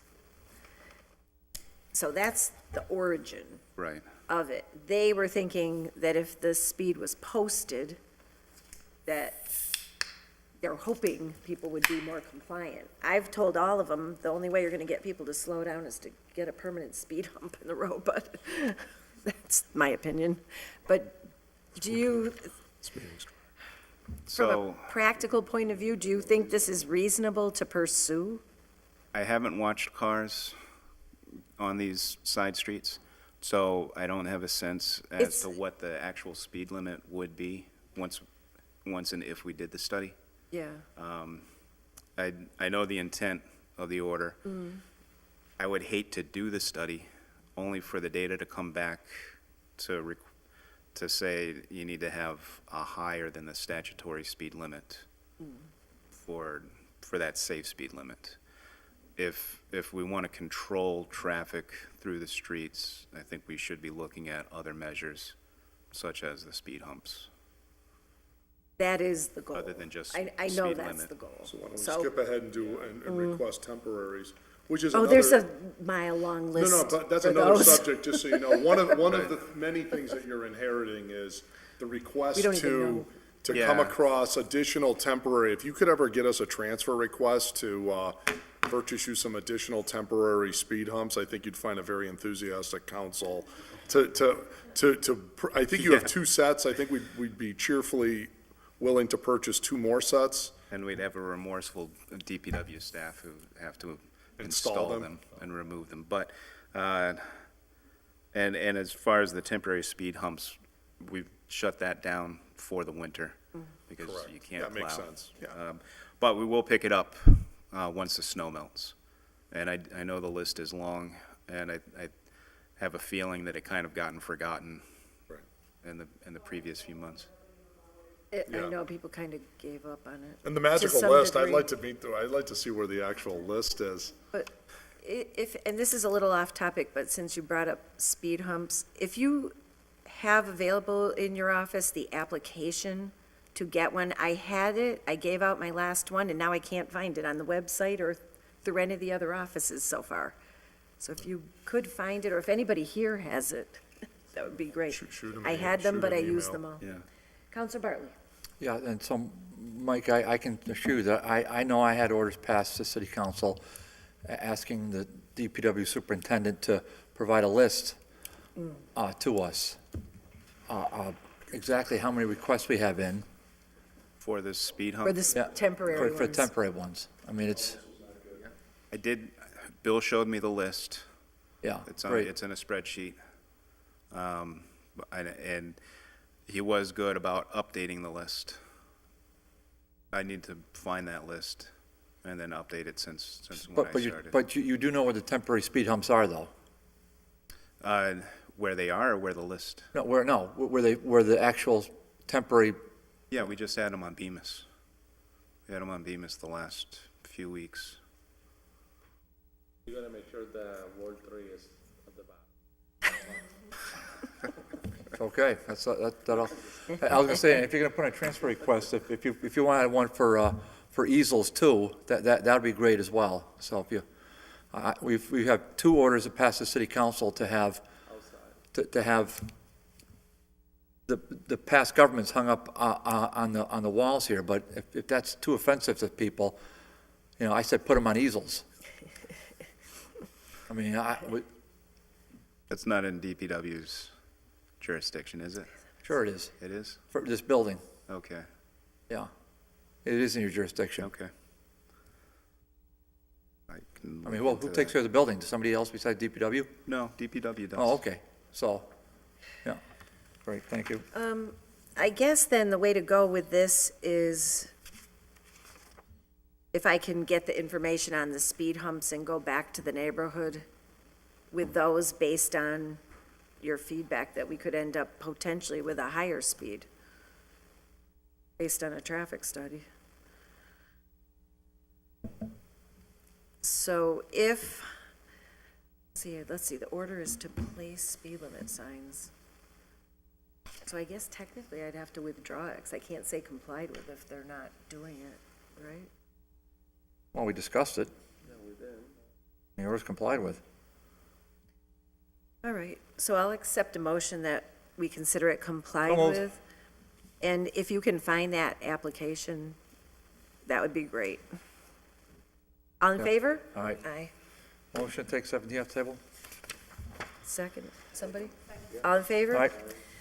Item 17, filed by Counselor Bartley, that City Council create by ordinance resident-only parking on McIntosh Terrace that would allow parking on-street on the north side of the street from 9 p.m. to 7 a.m. only for cars that are registered with the city and that display the necessary decal. Further, the city council established relevant signage. So we took this up, I think in October, and we said we would table it to today, Yeah, and we've I've notified every abutter there in writing. Really didn't get any feedback other than whatever. So the hope, Mike, is, I think we have a similar ordinance on Beach Street, across from Wisteriahurst. So the current ordinance for parking on McIntosh Terrace is no parking after 9 PM. correct, on that side of the street, yes. That side of the street. So we can definitely do that. The difficulty comes in enforcing resident parking only. And how would you determine who's responsible for enforcing that? Right, so we had talked about that at the last meeting, and we were kind of hoping that if a, resident in that area, there's 3 or 4 or 5 streets up there that would come into play, they can fill out a one-page permit with their make, model, and whatever, pick it up at the clerk's office or online, but even better, or give it to me and I'll hand them out. They fill it out, sign it under the pains of penalty, perjury, and then they just, it's approved, and then they get a decal or whatever, and they hang in the windows. And the problem was, in the last few months, people were parking their cars on that side of the street after dark, and they were getting ticketed. So everybody there has a driveway, but a lot of those people have, pretty large families, and they have multiple cars that they can't fit them all in the driveway, and so they're hoping for a little bit of relief from that parking ban for overnight.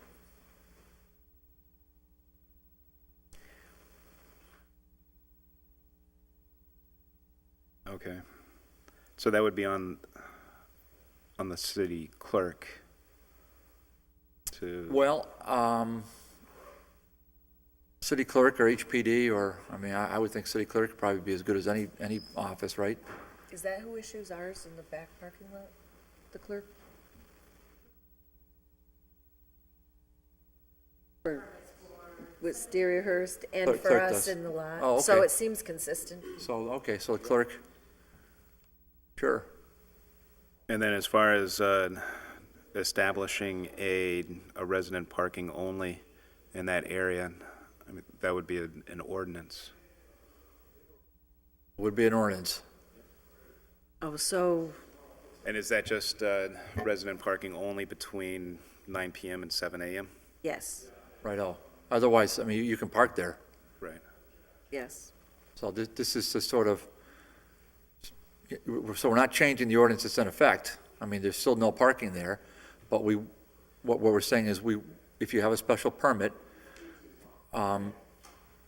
granted by the city clerk, that you as a special permit holder, so long as you display that decal on your dashboard in your window somewhere, that you as a special permit holder can in fact park there, notwithstanding the overnight parking ban. Can we suspend rules and ask Sarah a question? Second. All in favor? All right. So, Sarah, can we craft language that would be consistent with what we did for the Wisteriahurst area? Yeah, I think, so I think it would require 2 ordinance changes, because I think we'd have to change the no parking for the evening. So we'd have to take that out, just to clarify that technically there is parking, but it's for resident-only parking. And then I know I've seen it in there, I can't find it offhand, but it's in the ordinances, I can find where it is, and I can do draft language for you. Okay. Okay. Great. Okay. Is that good with you? Okay by me. Yem further recommended that there's a shortage of parking spaces in that location, and he would recommend that additional parking space be created should the tennis court project be approved as part of the bond, which is thinking ahead, but, it's always an issue. Well, So, It would be, sure, Counselor Bartley. Yeah, and, we're at the 3-hour mark right now, so I think we're really getting down to We're almost done. wit's end here. Well, no, but I don't want to go on a tangent, but I would like to talk to you, Mike, about that bond and Okay. and the status of that. And furthermore, that was a discussion I had, it was rejected by your predecessor, but a discussion I had about creating more parking up there. Well, then you're happy to see this. If I could see it without my glasses, I can't. So I'd be happy to see it without my I glasses. did read it word for word. Yes, but yeah. That is what Yim wrote. Right, so I- and that is I think somewhat Bill's good news. concern was where would you put the parking? Because most of Crozier Field is fully utilized space for ball fields and tennis courts.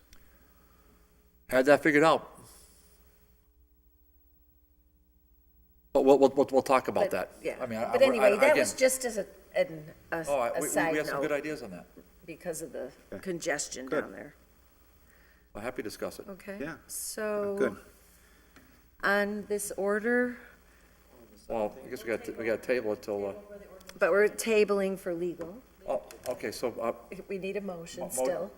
motion to approve the ordinance changes, the 2 ordinance changes as discussed.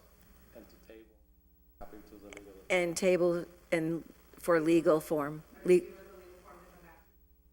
Oh, yeah. please. Yeah, it's better that way. 2 ordinance changes. Table for Drafted for you, legal. yes. Thank you, Madam Okay, Vice Chair. so right. all in favor? All right. Aye. Aye. Yeah. Motion to take up number 18? 18's empty. I don't have an 18 No, on my agenda. an there 18? is an 18. We have a revised agenda on the Got table. 18 right here. When was that published? Oh, It was timely, because here's the issue. Like It what? was a refile by Counselor McGee at the last city council meeting, but when Ryan and I met, we did research, and we had already taken it up and acted on it on August 9th. But it was just a matter of transition and people needing time to get things in form, and Sarah gave us the form tonight. So it's on the agenda just for us to look at, accept the form and move it, basically. Yes, so if you don't mind going over it for us, just because we're getting brain dead at this point. What's 18? What's the topic? It's about yard waste disposal. The extended trailer size for the people trying to dump their leaves. And in my mind, we had already done it because we'd done it in committee, but it never made it to council. we have the legal form here? I think you sent it to me on email this afternoon, but I didn't. Oh. I'm sorry. Thank you, that's okay, that's okay. I'm just happy that we're getting it done because people are trying to go down there and, you know. Okay. I thank you for getting it to us tonight so we could just I do, yeah. deal with it. Yeah, I think, it was just, there was a lot on the plate in the transition.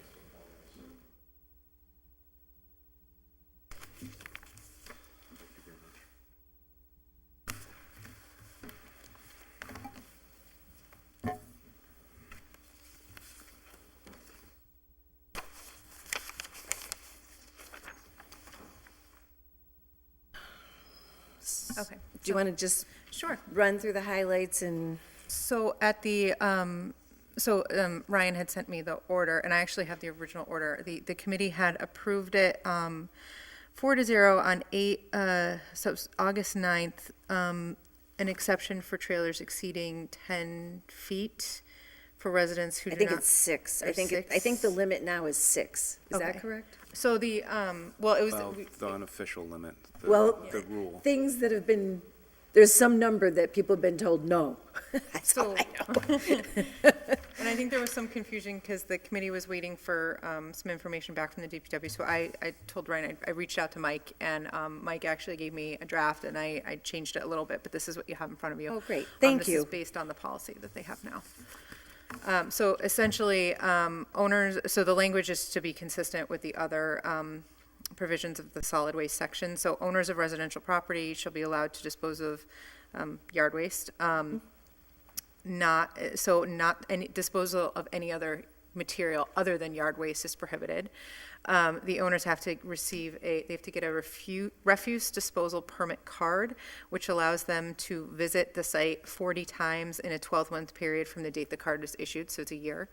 And a visit is defined as the disposal of yard waste on one occasion by a personal vehicle or a trailer less than 6 feet in length.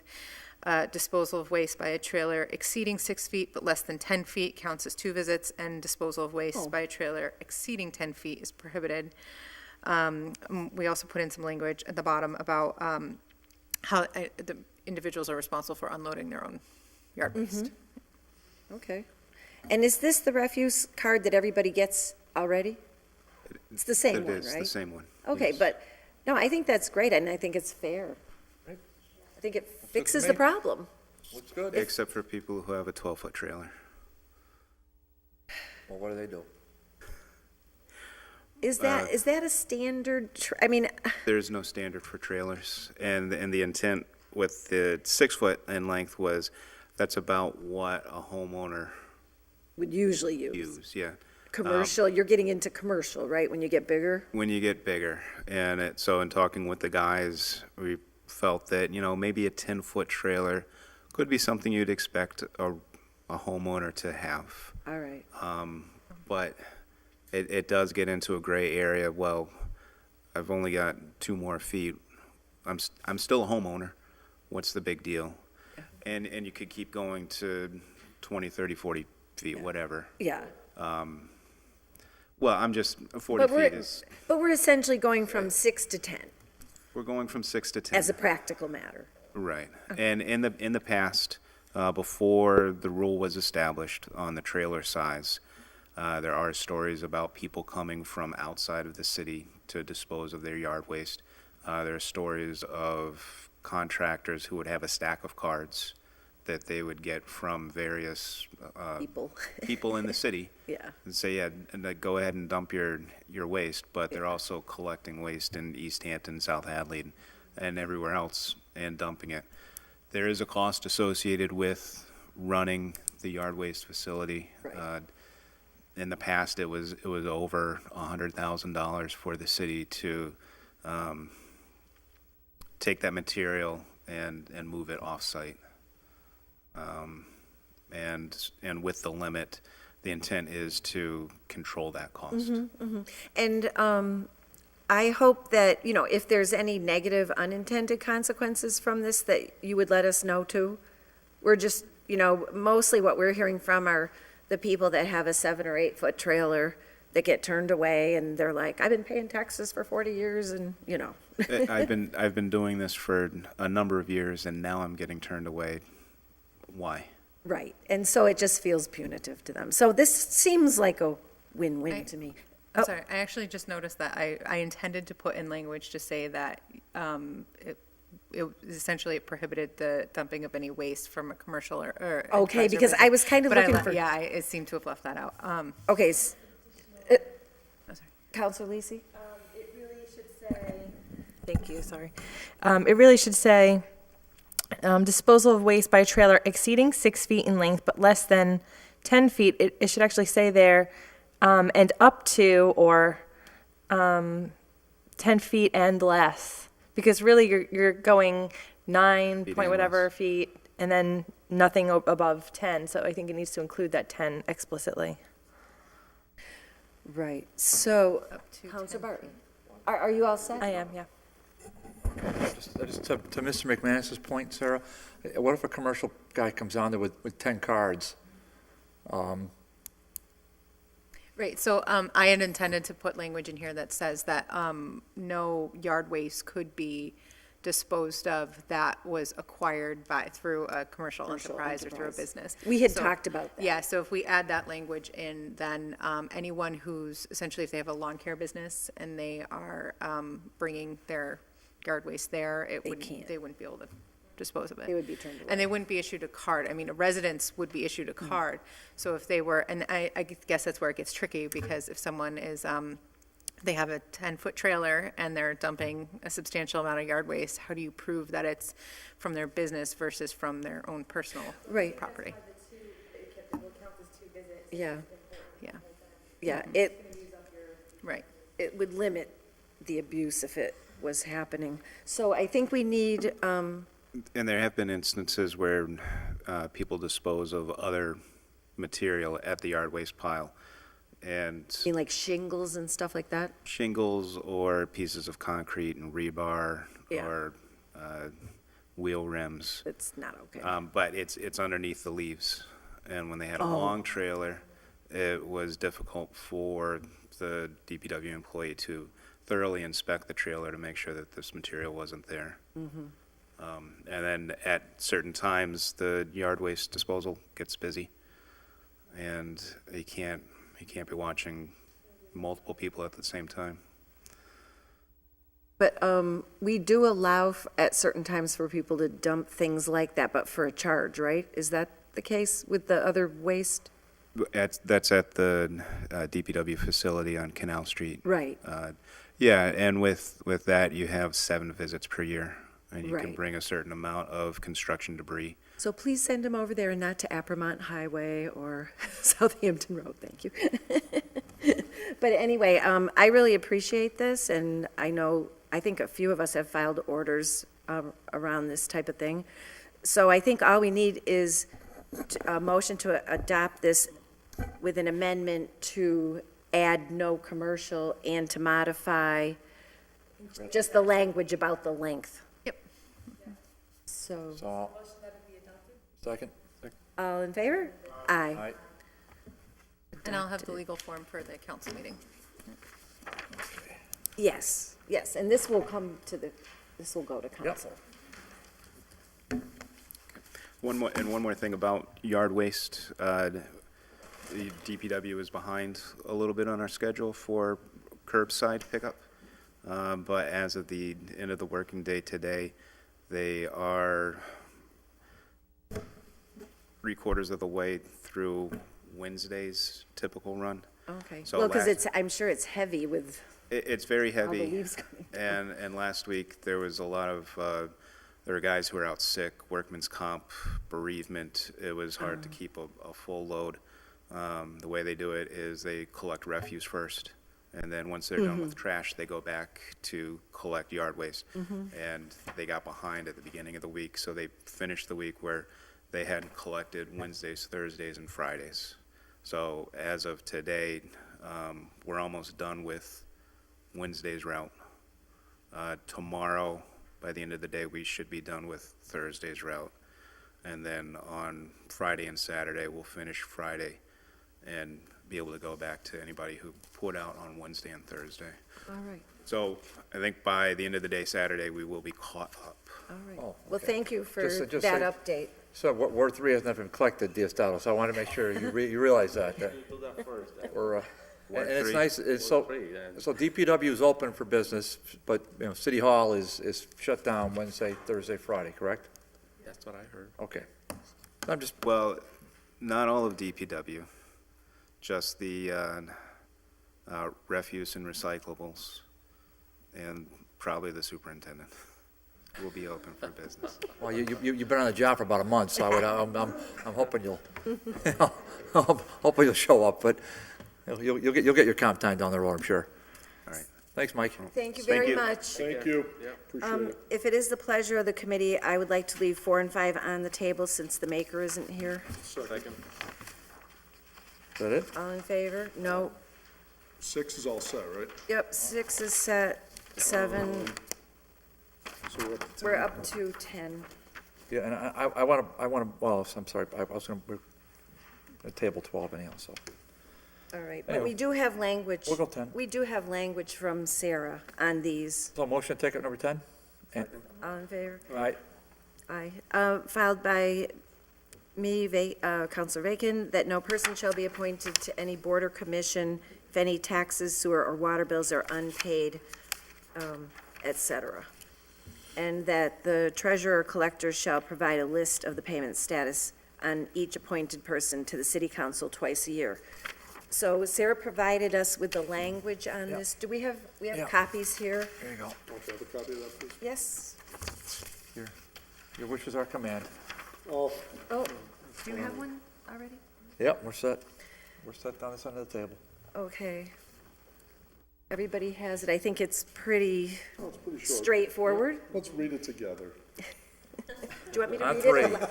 I will read it aloud for the people who may still be watching. Yes, take rounds. I like that. I'll do the first sentence. Okay, so no person shall be appointed or McDonald. reappointed to any city board, commission, authority, or multiple member body, whether appointed by the mayor, city council, or otherwise, unless at the time of such appointment, said person is current in the payment of all taxes, water and sewer charges, liens, assessment, fines, and any other payments due to the city of any kind, or said person has entered into and is in compliance with a payment plan for such charges. The personnel administrator shall annually provide each board appointee with a copy of the ordinance and a form upon which said individual shall acknowledge receipt and certify compliance with this section. Acknowledgement forms shall be filed with the personnel administrator and shall be subject to disclosure under the public records law. Oh, okay, well, that's, Well, we A good way of- added it at the last meeting. right. Yeah. So, Motion to adopt. I added it. yes, Just to be Yes. specific about it, but. Motion to adopt. Second. all in favor? Aye. Aye. Thank you all. Progress. Motion take. 11 off the table? Second. All in favor? Aye. Filed by me, Counselor Bacon, ordered that no budgeted salary line can be increased following approval of the budget without an appropriation submitted to and approved by the city council.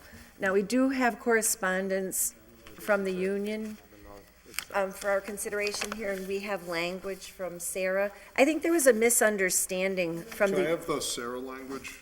hang on. I think there was a misunderstanding from the union that, you know how the salary line is a huge line? I think they were thinking that it was going individual by individual somehow, the way the letter reads. Thank you. So,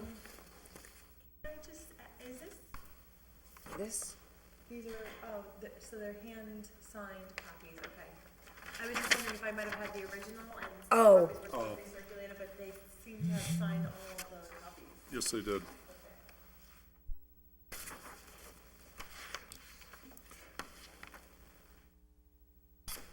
Okay. So the relevant language for our purposes is 235, Section E1. The rest of it is the same, I would assume. Okay, so reading together.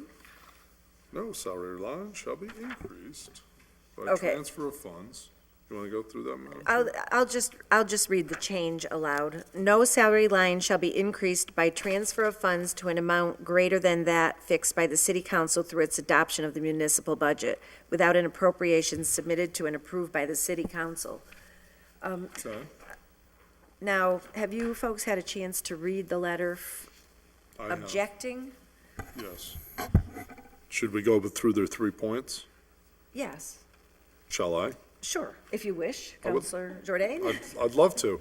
As much as I'm a fan of most, if not all of these people, some of them I'm not sure I know, but most of them I think I do, all fine people. Let's take a look at the first one. With this change of procedure, it is likely that, and then there's 3 bullets. Let's read through these. Most settlements of grievances will be put before the council for approval. Grievances are settled to avoid the cost of litigation, which will likely result if matters are delayed or not approved. If people are paying out money to people, a la, a certain former department head that received $45,000, any of that stuff, that should be coming in front of the city council, not just playing the 3-card Monte with the money. I don't see that as, you'd have to come into city council and theoretically have to wait 2 weeks? If you've got some serious grievance, most of that stuff goes on for months, if not years. What would 2 weeks matter? That would be my response to point 1. Point 2, every merit-based raise or reclassification or amendments will be put before the council for allowing the council to publicly victimize our members on an individual basis. every merit-based raise or reclass of our members. Well, first of all, my response to that would be, if your people are entitled to a raise, then that should be put in the budget. And if there's going to be a financial implication for people to have raises, it's not an issue of publicly victimizing people. It's an issue of we're appropriating the funds relative to people getting raises.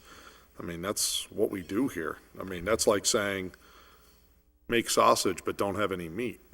I mean, that's exactly what we do. Point 3, departments will no longer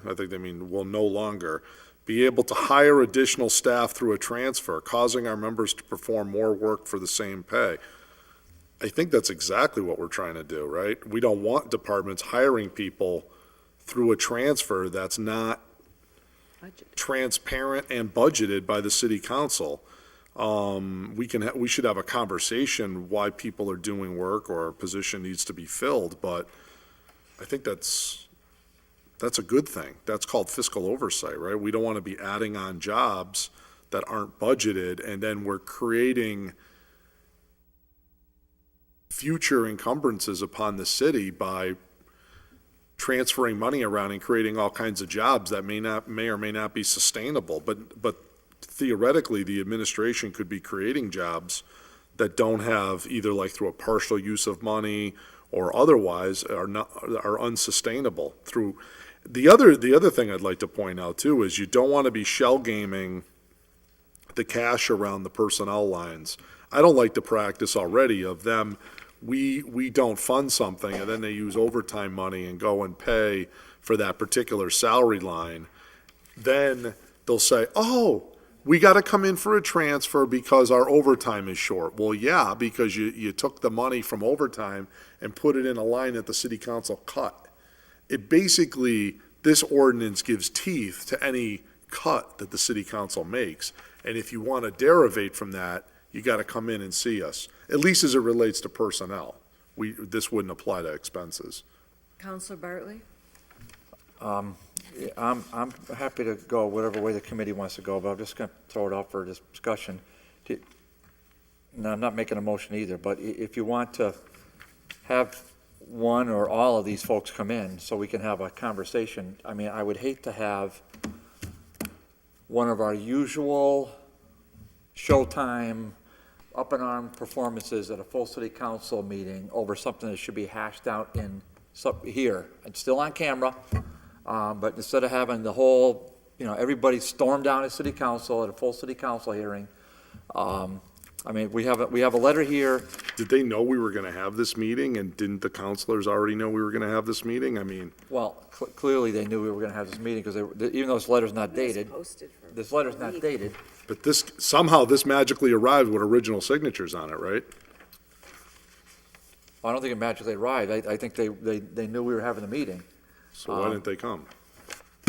Right. Why didn't they come? But I would say, let's give them one more shot. And I mean, I'll contact them myself if I have to. I mean, it can wait 2 weeks or whatever. Well, I think it's a great, because I understand, I mean, I don't want to speak for the maker of the order, so I'm not going to do that. I think I understand the intent of the order. So, I'm just putting it out there for your consideration. So if you want to go forward, I'm ready to go forward with it. If you want to avoid the whole showtime. If they repeat. If you want to avoid the whole showtime for December's first meeting, Kevin, that's all I'm saying, because you know what's going to happen. You know that they're going to find out that we passed this at committee. They're going to come storming down here. Yep. And we're going to have a debate in full city council that should have been held in committee. That's my only point. But the people that I would blame in that instance would be the counselors that didn't come to this meeting. I don't blame the advocates who, have their position. They're welcome to whatever. But you're right. People will now see some level of the union people or a couple of these people are opposed to this. And then counselors will say, oh, I didn't do my homework and come to the committee meeting, so now I have to scramble around on the issue. But, yeah, I mean, I think we could put people on notice for the next meeting. I mean, this certainly could wait 2 weeks. The pleasure of the committee. But I will say this, they better come up with some better arguments than these three, because these, to me, are not good arguments in opposition. we can no longer hire staff with, by use of transfers. That's one of the reasons I filed. That's, I think, exactly what we're trying to prevent. And then, as far as settlements of grievances being financially put before the council for approval, all of that stuff that has financial implication, I mean, Joe McGivern will lecture all day on that, that's his baby. On these settlements of personnel issues, that stuff is all subject to appropriation, right? That's by definition. And then, of course, the famous 45,000, that'll be the poster child for bullet one. Bullet two is every merit-based raise or reclass will be put before the council. Yeah, again, it's the same issue of financial impact to the budget of people saying, you know, there's Santa Claus with the raises. That's got to come before council to make sure it's sustainable and it's something we can afford. And if it's reasonable, we'll vote for it. So is the pleasure of the committee that you But let's wanna- have them down. I think that you wanna Dave's table right. this I to think give Dave's people an right. opportunity to come and speak to us on the matter? Yeah. Is your motion? David's? Yeah, so we'll table it and have it on the next agenda. Table, have a next agenda. Well, I'll reach out to, well, I don't, To Jim and company. I'll reach out to Jim and Jeff and then let them sort of reach out to the other folks there. So, Okay, and you have a second? All in favor? Aye. Okay, so we'll table to the next meeting. Can we, And Do you remind, wanna, can we ask Ryan to do the reach out to the others? yes, he should, You know, but Ryan should be reaching out to all of them, frankly, so. with 7 days' notice. I'll talk to Ryan about it. And remind Okay, counselors thank that we'll you. be If you- debating That's this. right. if I You're can right, leave that Counselor Lisi. with you, Yes. to talk Ryan, to if you're Ryan? listening, I'll talk to Ryan All about right. that, yes. Supposed to be operating I'll the happily camera. talk to Ryan about that. So I'll put that to the side. Ryan, do you hear us? can you hear me now? I'm sorry. I just want to That's a motion, we need a second. For what item? All in I just favor? want to take off real fast. Yeah. Second. Aye. Okay. Item 12, filed by Counselor Bartley, ordered that the city council consider revising its ordinances relative to the funds provided to the mayor's office in lieu of providing a vehicle. So just to the committee and the public, I want us to table this tonight. I just want to make the brief comment that it's now November 22nd. We don't have any information from the Department of Revenue as to free cash. Our abutters to the east already have their tax rate set, and they already have the free cash set. So I think a great deal of how this order plays out is going to be whether we have anything for free cash and what our situation is. So I'm just saying to the public, well, you know, we've already had Christmas Eve specials down here with, you know, changing the tax rate. That was before I got on board, but, come again?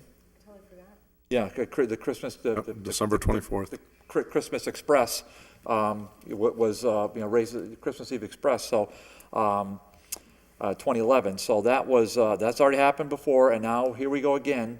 We're obviously gonna go into December, with a tax classification, meeting. And do we have a date for that? Well, of course we don't have a date for it, because we don't know where our free cash is. Well, the only update I can give on all of that is, Todd and I had a conversation with Bellamy and the assessors. At this point, there's, free cash is still not certified. I asked for what is the tentative amount of money, and it was somewhere between 1 and 2 million, hopefully. And it was gonna need about between 1 and 2 million to balance the budget. So the residual of that is close to zero. And then, Well, dear that's the taxpayer- estimate, So yeah, dear taxpayer, yeah, stay tuned. stay tuned for that. Looks like the levy is basically the same as last year's, based on my reading of it. And they were hoping to have the meeting on the tax classification meeting next Thursday? Not next Thursday, perhaps it was the Thursday before our next city council meeting, something like that. And so that's in the works if all this stuff can fall together. Pretty unlikely that schedule's going to happen because we have to approve the transfer to have the free cash certified, the budget balance first before they can hold the tax classification hearing. So our next city council meeting, I believe, is on December 6th. And so maybe they could do it on the 8th, the Thursday. I think they were thinking about that.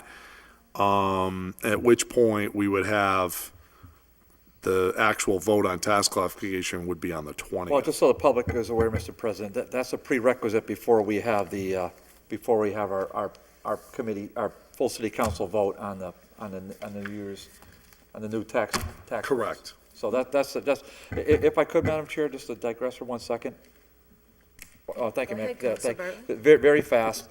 This is totally off topic, but I just want it noted that it was this ordinance committee that really, and it really, you know, I filed the order, but Councilor Shatnoff did, and everybody in the committee and ordinance did a really lot of work on passing the Purple Heart Trail.